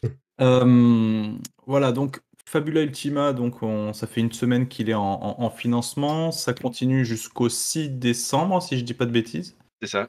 C'est ça, avec Ça me parle. peut-être en option, un rallongement selon ce qui se passe. Mmh. Voilà. Le projet en fait en l'état, il en est où en fait? Est-ce qu'on aura est-ce qu'on aura les PDF en fait à la fin du pledge? Alors je veux pas garantir qu'on les aura le 7 décembre, mais ils sont vraiment Le bien 8, avancés. Mmh mh, mmh. J'espère que ce sera dans ces ordres de grandeur-là. L'idée, c'est effectivement ça avant de Noël donner quoi. de donner les PDF, vraiment à la suite de la campagne. Mmh. En sachant que là, la maquette est quand même déjà bien avancée, je vous disais avant qu'on commence à discuter que j'avais une version avec des petites notes partout parce qu'on a un problème qu'il y a aussi dans le jeu de société, mais qui, quand on fait un bouquin, de jeu de rôle, est presque, décuplé, c'est qu'on a un problème de foisonnement. En français, on écrit les choses de manière beaucoup plus, longue, qu'on peut l'écrire en anglais. Et Mmh. donc, il y a des endroits où on est en train de restructurer un petit peu la maquette pour faire en sorte que Que tout ce soit tienne joli. bien, sur les pages, joliment, là où il y a besoin. Parce qu'il y a quand même pas mal de la maquette, d'origine, est quand même assez bien faite, où les informations sont bien placées les unes vis-à-vis des autres. Il y a des choses doivent forcément être, sur des pages, en face de l'autre et cetera. Donc on peut pas faire ça n'importe comment. Donc là, pour l'instant, c'est sur ça qu'on est en train de travailler, mais c'est un peu un des derniers détails en dehors de la grosse correction orthographique et typographique qui aura lieu par la suite. D'accord, donc là le PDF donc courant fin d'année, ça devrait être, normalement bon. Ouais. Et la livraison papier, est-ce qu'il y a une estimation à peu près? Alors, la livraison papier, je peux pas m'engager. Enfin, l'estimation, elle est plutôt à partir du moment où les PDF sont presque finis. Ça prend pas beaucoup de temps derrière. On a pris un petit peu de retard parce que en grande partie ma faute. Ah Euh, Bah, on a parce que pris tu es du avec nous et tu retard. travailles pas, quoi. Voilà, c'est ça. C'est ça? Je passe mes soirées à discuter de jeux de rôle au lieu de faire mon boulot. Non, parce Mhm. qu'effectivement, on a passé plus de temps que prévu à préparer la campagne sur Game on Tabletop et à apprendre ce qu'il Mmh. fallait faire parce Mhm. que c'est non seulement notre premier jeu de rôle, mais c'est aussi notre première campagne sur Game on Tabletop. Donc, on apprend en faisant et les petites erreurs qui peuvent se faire. On a essayé d'en éviter le plus possible, mais on a perdu un petit peu de temps. Ça, plus d'autres choses qui font les joies de la vie professionnelle, voilà.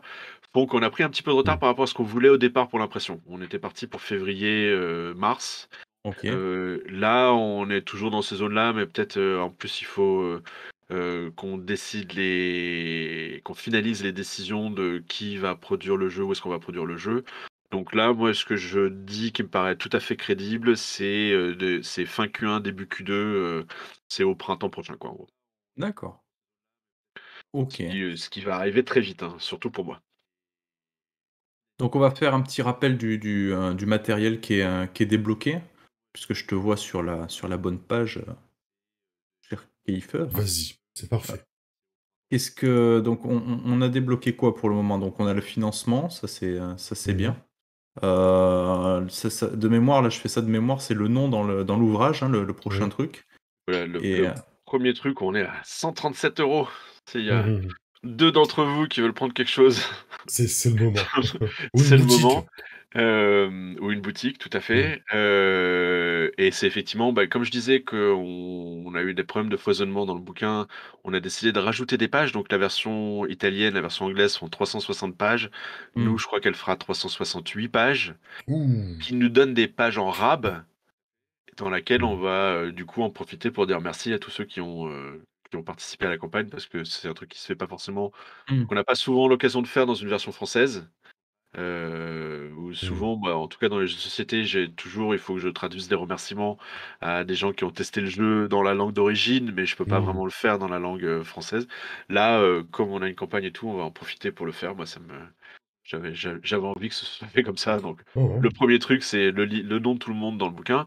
Ensuite, il y a des feuilles de personnages qui existent pour le jeu, qui, n'existent qu'en format PDF en italien pour l'instant et en anglais. Nous, déjà, on va traduire les PDF, pour qu'ils soient disponibles en français, en Des sachant belles qu'ils fiches sont de perso, quoi. oui, mmh. elles sont Mhm. assez jolies, il y en a plusieurs différentes et puis ils sont, heu elles sont remplissables, il y a des fils où on peut remplir, donc Ah, en PDF. Elles sont ouais, ok, éditables en PDF. Donc on éditables en aura les PDF. belles icônes au bon endroit, etc. Quoi, c'est cool. Ok. Si on arrive à le faire proprement, mais normalement c'est bon. Mhm. Mais ce qu'on aimerait aussi, c'est pouvoir avoir un carnet de feuilles de personnages inclus dans la version qui a un étui. Et donc on a trouvé un système, on va faire un système où il y aura un certain nombre de choses qui seront inclus dans l'étui de la version collector. Des feuilles de personnages, peut-être d'autres choses qui vont se libérer par la suite, mais donc il y a plusieurs types de feuilles de personnages, on espère, etc., qui vont venir se rajouter.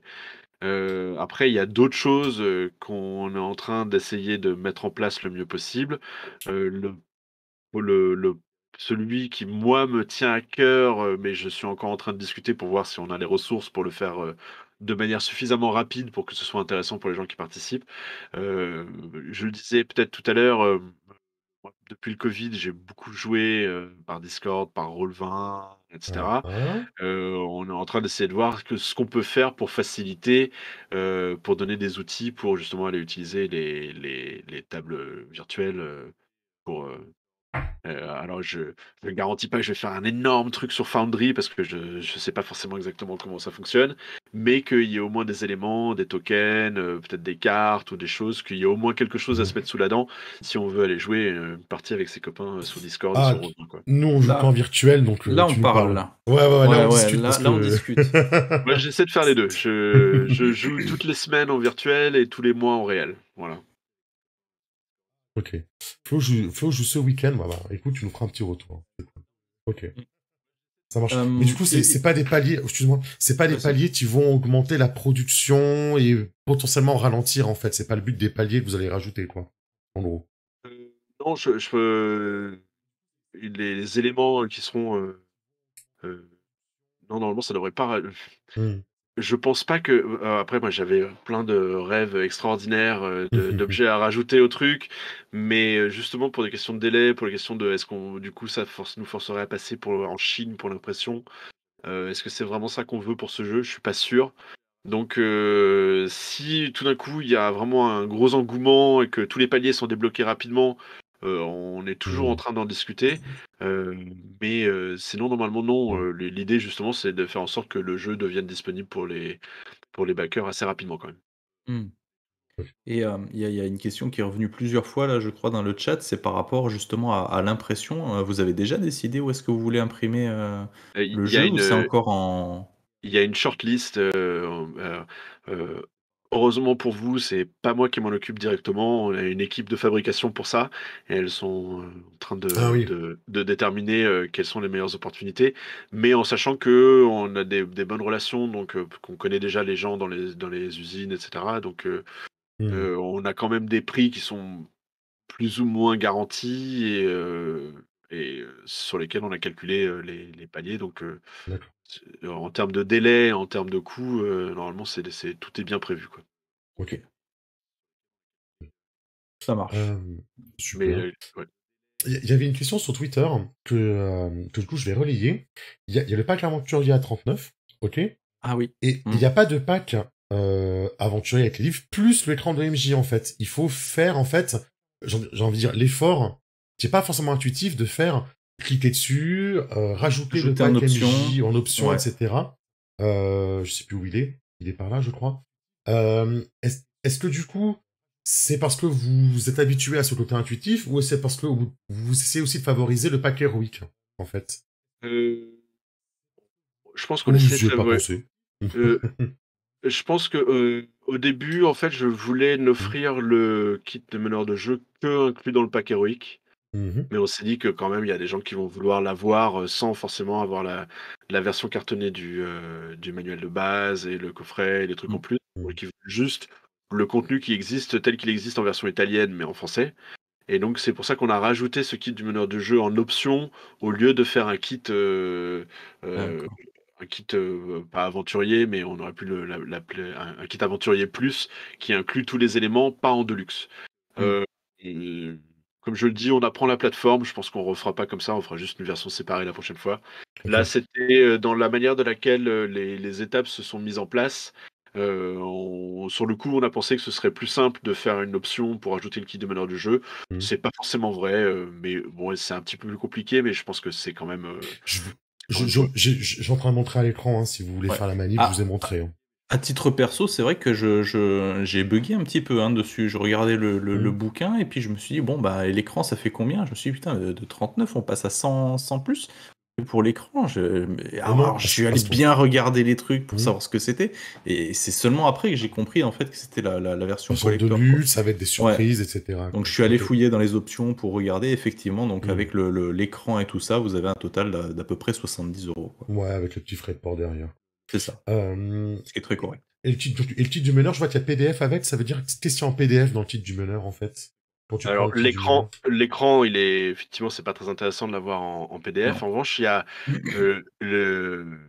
pas que l'écran dans le kit de meneur de jeu, il y a aussi ce qu'ils appellent le carnet du meneur de jeu, qui en fait rassemble, donc je disais, Nicolas et Emanuele, ils se sont construits une super communauté autour du jeu et ils ont construit collaborativement une campagne ils appellent ça les Fabula Chronicles. Et Mhm. donc, ils ont construit ensemble, une campagne en laissant intervenir leur public pour décider des prochaines suites de la campagne. Donc il y a tout un élément et ils ont du coup, en jouant avec leur communauté, en jouant entre eux et cetera, appris plein de choses sur ce que ça veut dire d'être un meneur de jeu de Fabula Ultima. Donc ils ont rassemblé ça dans un petit carnet d'une trentaine de pages. Je crois il y a 28 pages, j'ai envie de dire. Hem Avec, des Mhm. conseils pour le meneur de jeu, des choses qui viennent, augmenter, le chapitre pour le meneur de jeu qu'il y a dans le manuel de base, avec tout ce qu'ils ont appris sur le rôle de meneur de jeu depuis qu'ils ont commencé à jouer à Fabula Ultima.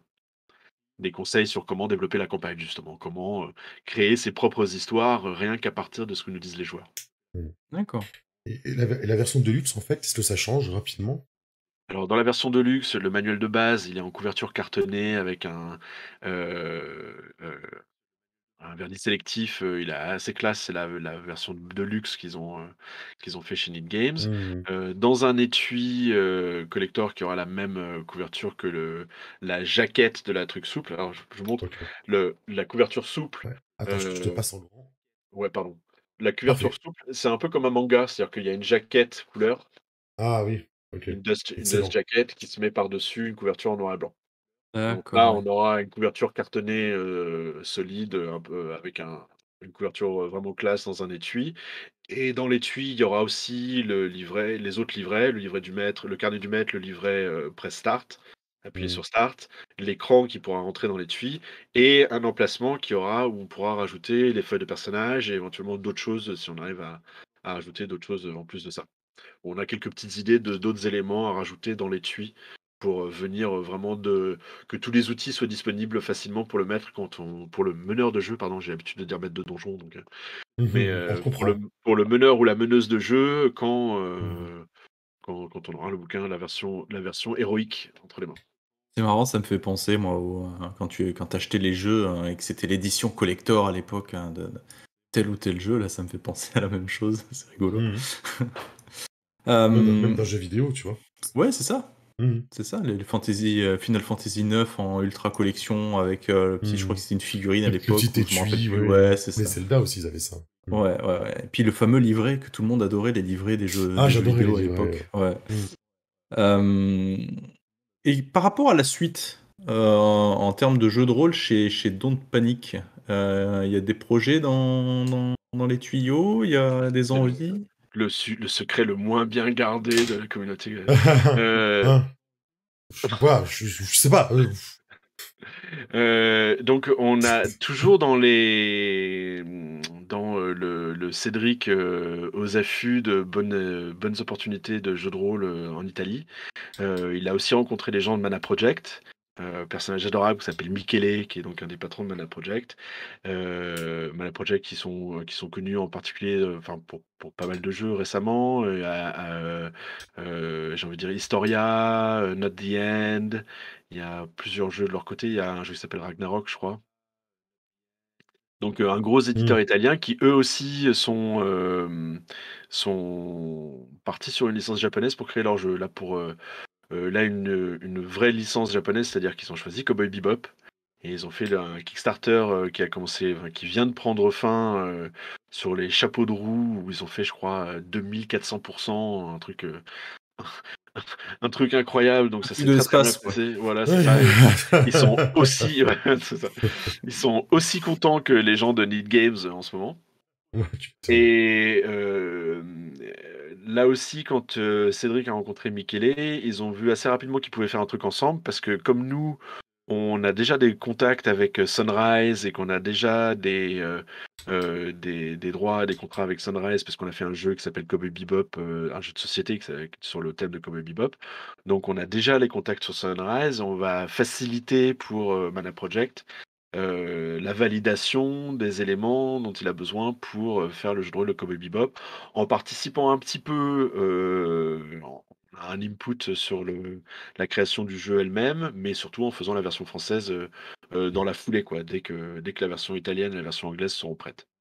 Heu Nous, on a choisi de séparer la version française, de la version anglaise et la version italienne, qui était sur Kickstarter. On a pensé qu'il y aurait pas assez de monde, francophone qui verrait le truc sur Kickstarter et donc nous, on a préféré la faire séparément un petit peu après, qu'en plus le bouquin sera peut-être plus avancé parce que il est en cours de création quoi, le jeu. Mmh. Donc quand le jeu sera un petit peu plus avancé, donc il sera d'autant plus rapidement disponible pour les backers français ou comme on a été super bien accueillis par Game on Tabletop pour Fabula Hmm. Ultima, où vraiment ils ont un suivi super.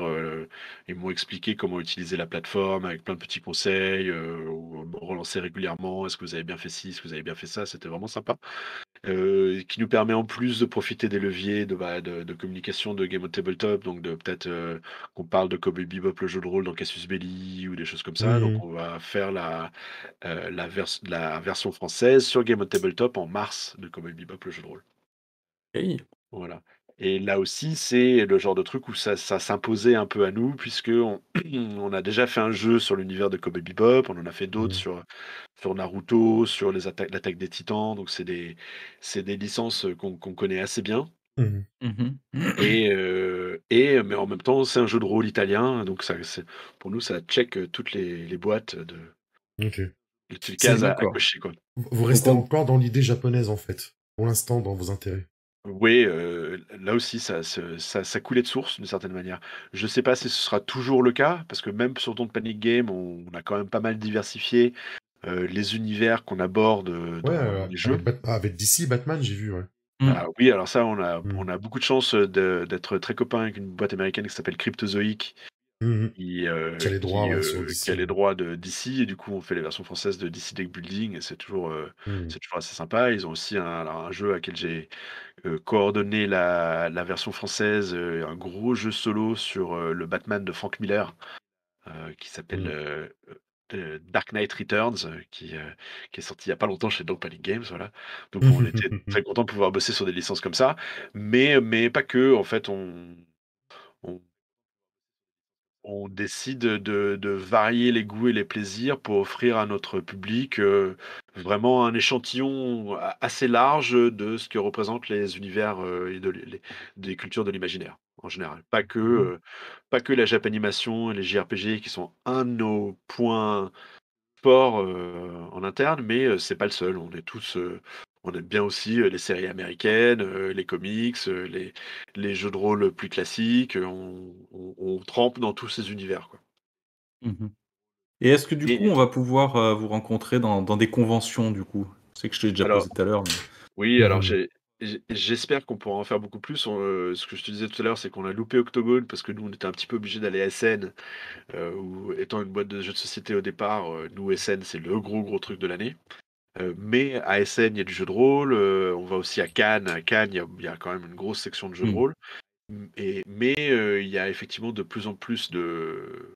C'est ça qui est super en France, c'est qu'en ce moment, il y a des conventions et des festivals qui apparaissent dans quasiment toutes les villes grandes et moyennes de France. Et donc, oui, il faut absolument qu'on aille dans plus d'entre elles. On a déjà, je dis qu'on n'était pas à Octogone, mais on avait une petite présence quand même si on parlait pas de Fabula Ultima, on a parlé de certains autres de nos jeux. Mais donc, notre présence dans ces festivals-là risque d'augmenter, oui, puisque... Moi, si je peux vous conseiller, ce serait Kaisersberg, parce qu'il se trouve qu'on y sera normalement. Ouais, Donc, Mhm. C'est vrai. ça pourrait être Essayez, hein, cool. aussi. On sait jamais. Ça marche. je suis sûr qu'on aura l'occasion de se croiser. Bah, de toute façon, on a rendez-vous en mars, d'après ce que tu nous as dit, puisque Cowboy Ouais. Bebop, c'est en mars. Donc, on se reverra à ce On moment-là, devrait j'en se suis revoir, sûr. ouais. J'ai Avec une grand question. plaisir, ouais. Vas-y. J'ai une question dans le chat rapidement, parce que tu parlais des jeux. C'est des jeux plutôt familiaux ou experts, du coup, que vous Euh, publiez là? alors là aussi, on essaie d'avoir un catalogue assez varié. On a un peu tous les niveaux de jeu. Ça va du jeu relativement expert, je pense à le Dark Knight Returns dont je parlais, c'est quand même assez pointu, mais on en a d'autres qui sont un peu dans cette veine-là. On en a un magnifique de jeu expert, sans être archi expert non plus, qui va sortir dans pas longtemps, qui s'appelle Beast. Euh, on a aussi des jeux, franchement, pour toute la famille.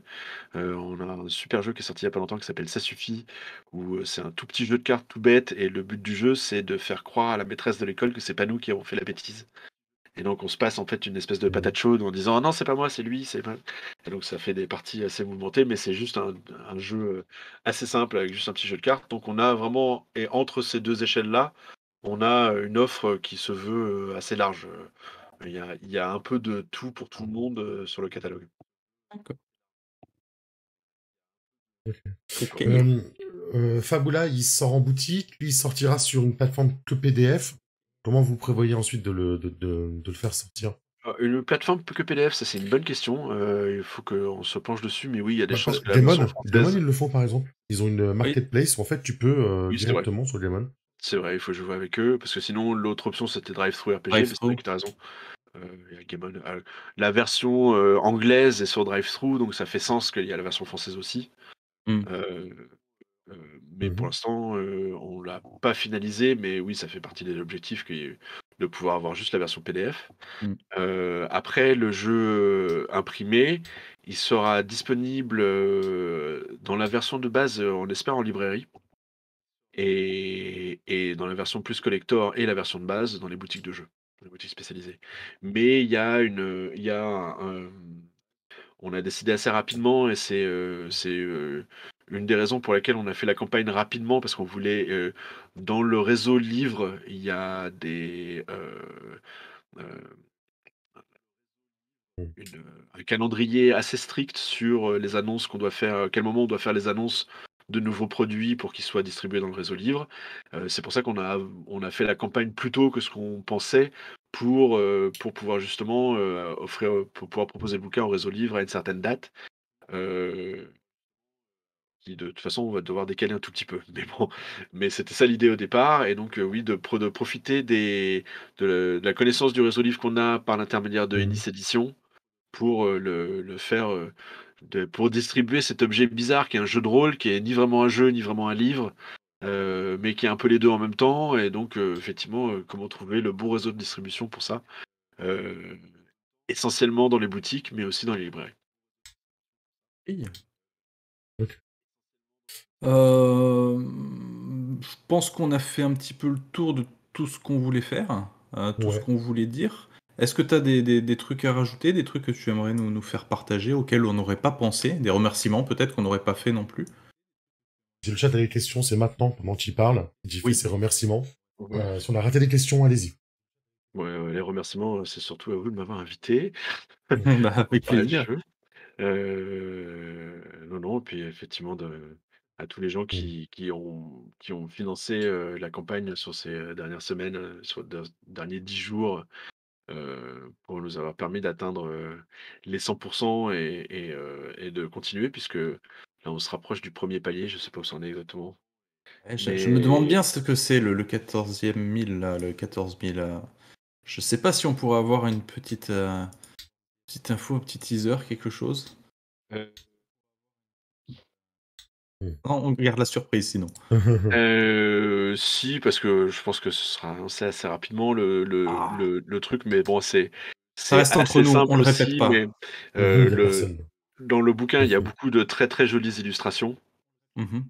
et en particulier au début de chaque chapitre, il y a, donc un key visual de quelqu'un qui s'appelle Cathy Trine, qui a fait vraiment un boulot superbe sur le début de chaque chapitre. Donc tu as un truc en pleine page, comme celui-ci par exemple, et on trouvait que ça ferait une très jolie petite Ah, collection de posters à rajouter dans le coffret héroïque. d'accord. D'avoir Effectivement. des petits posters ex Ok. libris qui vont venir se rajouter dans les beaux objets qu'on a dans la version collector. Euh, et par la suite, je crois que le palier suivant après ça, c'est plus de feuilles de... Pas de personnages, mais il y a d'autres feuilles qui peuvent faciliter la gestion de la campagne, en fait. D'accord. Ok, Donc, les feuilles de suivi de campagne ou de PNJ, des choses comme ça. c'est ça. Exactement. Est-ce que l'écran est disponible seul en PDF? Non, je pense pas, Lopo. Hein. D'après ce que j'ai vu, l'écran n'est pas Non, dispo seul, hein, on en n'a PDF. pas prévu. Après, c'est vrai que rien ne nous empêche de mettre le PDF. C'est peut-être moins intéressant pour un écran, parce que c'est difficile de se cacher derrière un PDF. Mais c'est vrai Mhm. que sur un écran, on peut toujours avoir besoin des tables qui sont toutes au même endroit. Donc oui, j'ai mis effectivement qu'il y aurait le PDF du carnet de maître, sans parler le PDF de l'écran. Mais je vois pas pourquoi on pourrait pas tout simplement rajouter le PDF de Mettre les deux, l'écran. ouais. Ouais, ouais, Au Mhm. pire, faire pour un faire seul partie. PDF des deux, quoi. Mhm. Oui, tout à fait. Bah, Mm. merci beaucoup en tout cas. Nicolas doit être libéré pendant presque 2 heures du coup, hein, au lieu d'une Bah, heure et demie. C'est vrai. c'était un plaisir, ça passe vite. C'est vrai. C'est vrai. C'est vrai. Merci beaucoup en tout cas. Tu n'hésites pas de toute façon à recontacter ou si tu as des nouvelles, etc. On peut faire le relais. On va ressortir les OST Final Fantasy. Oui, je suis d'accord. Fire Emblem et compagnie. Merci énormément le chat parce que vous avez été super cool. Vous avez posé plein de Ouais. questions. On est désolé de pas les poser tout de suite. On essaie quand même de suivre un minimum Ouais, un plan. c'est compliqué. Un minimum. On espère avoir répondu à toutes vos questions. De toute façon, sous la vidéo YouTube, n'hésitez pas. Oui. En tout cas, on relira à Nicolas. Et puis Nicolas, merci beaucoup encore une fois d'avoir passé du temps avec nous. Merci énormément. Un grand plaisir.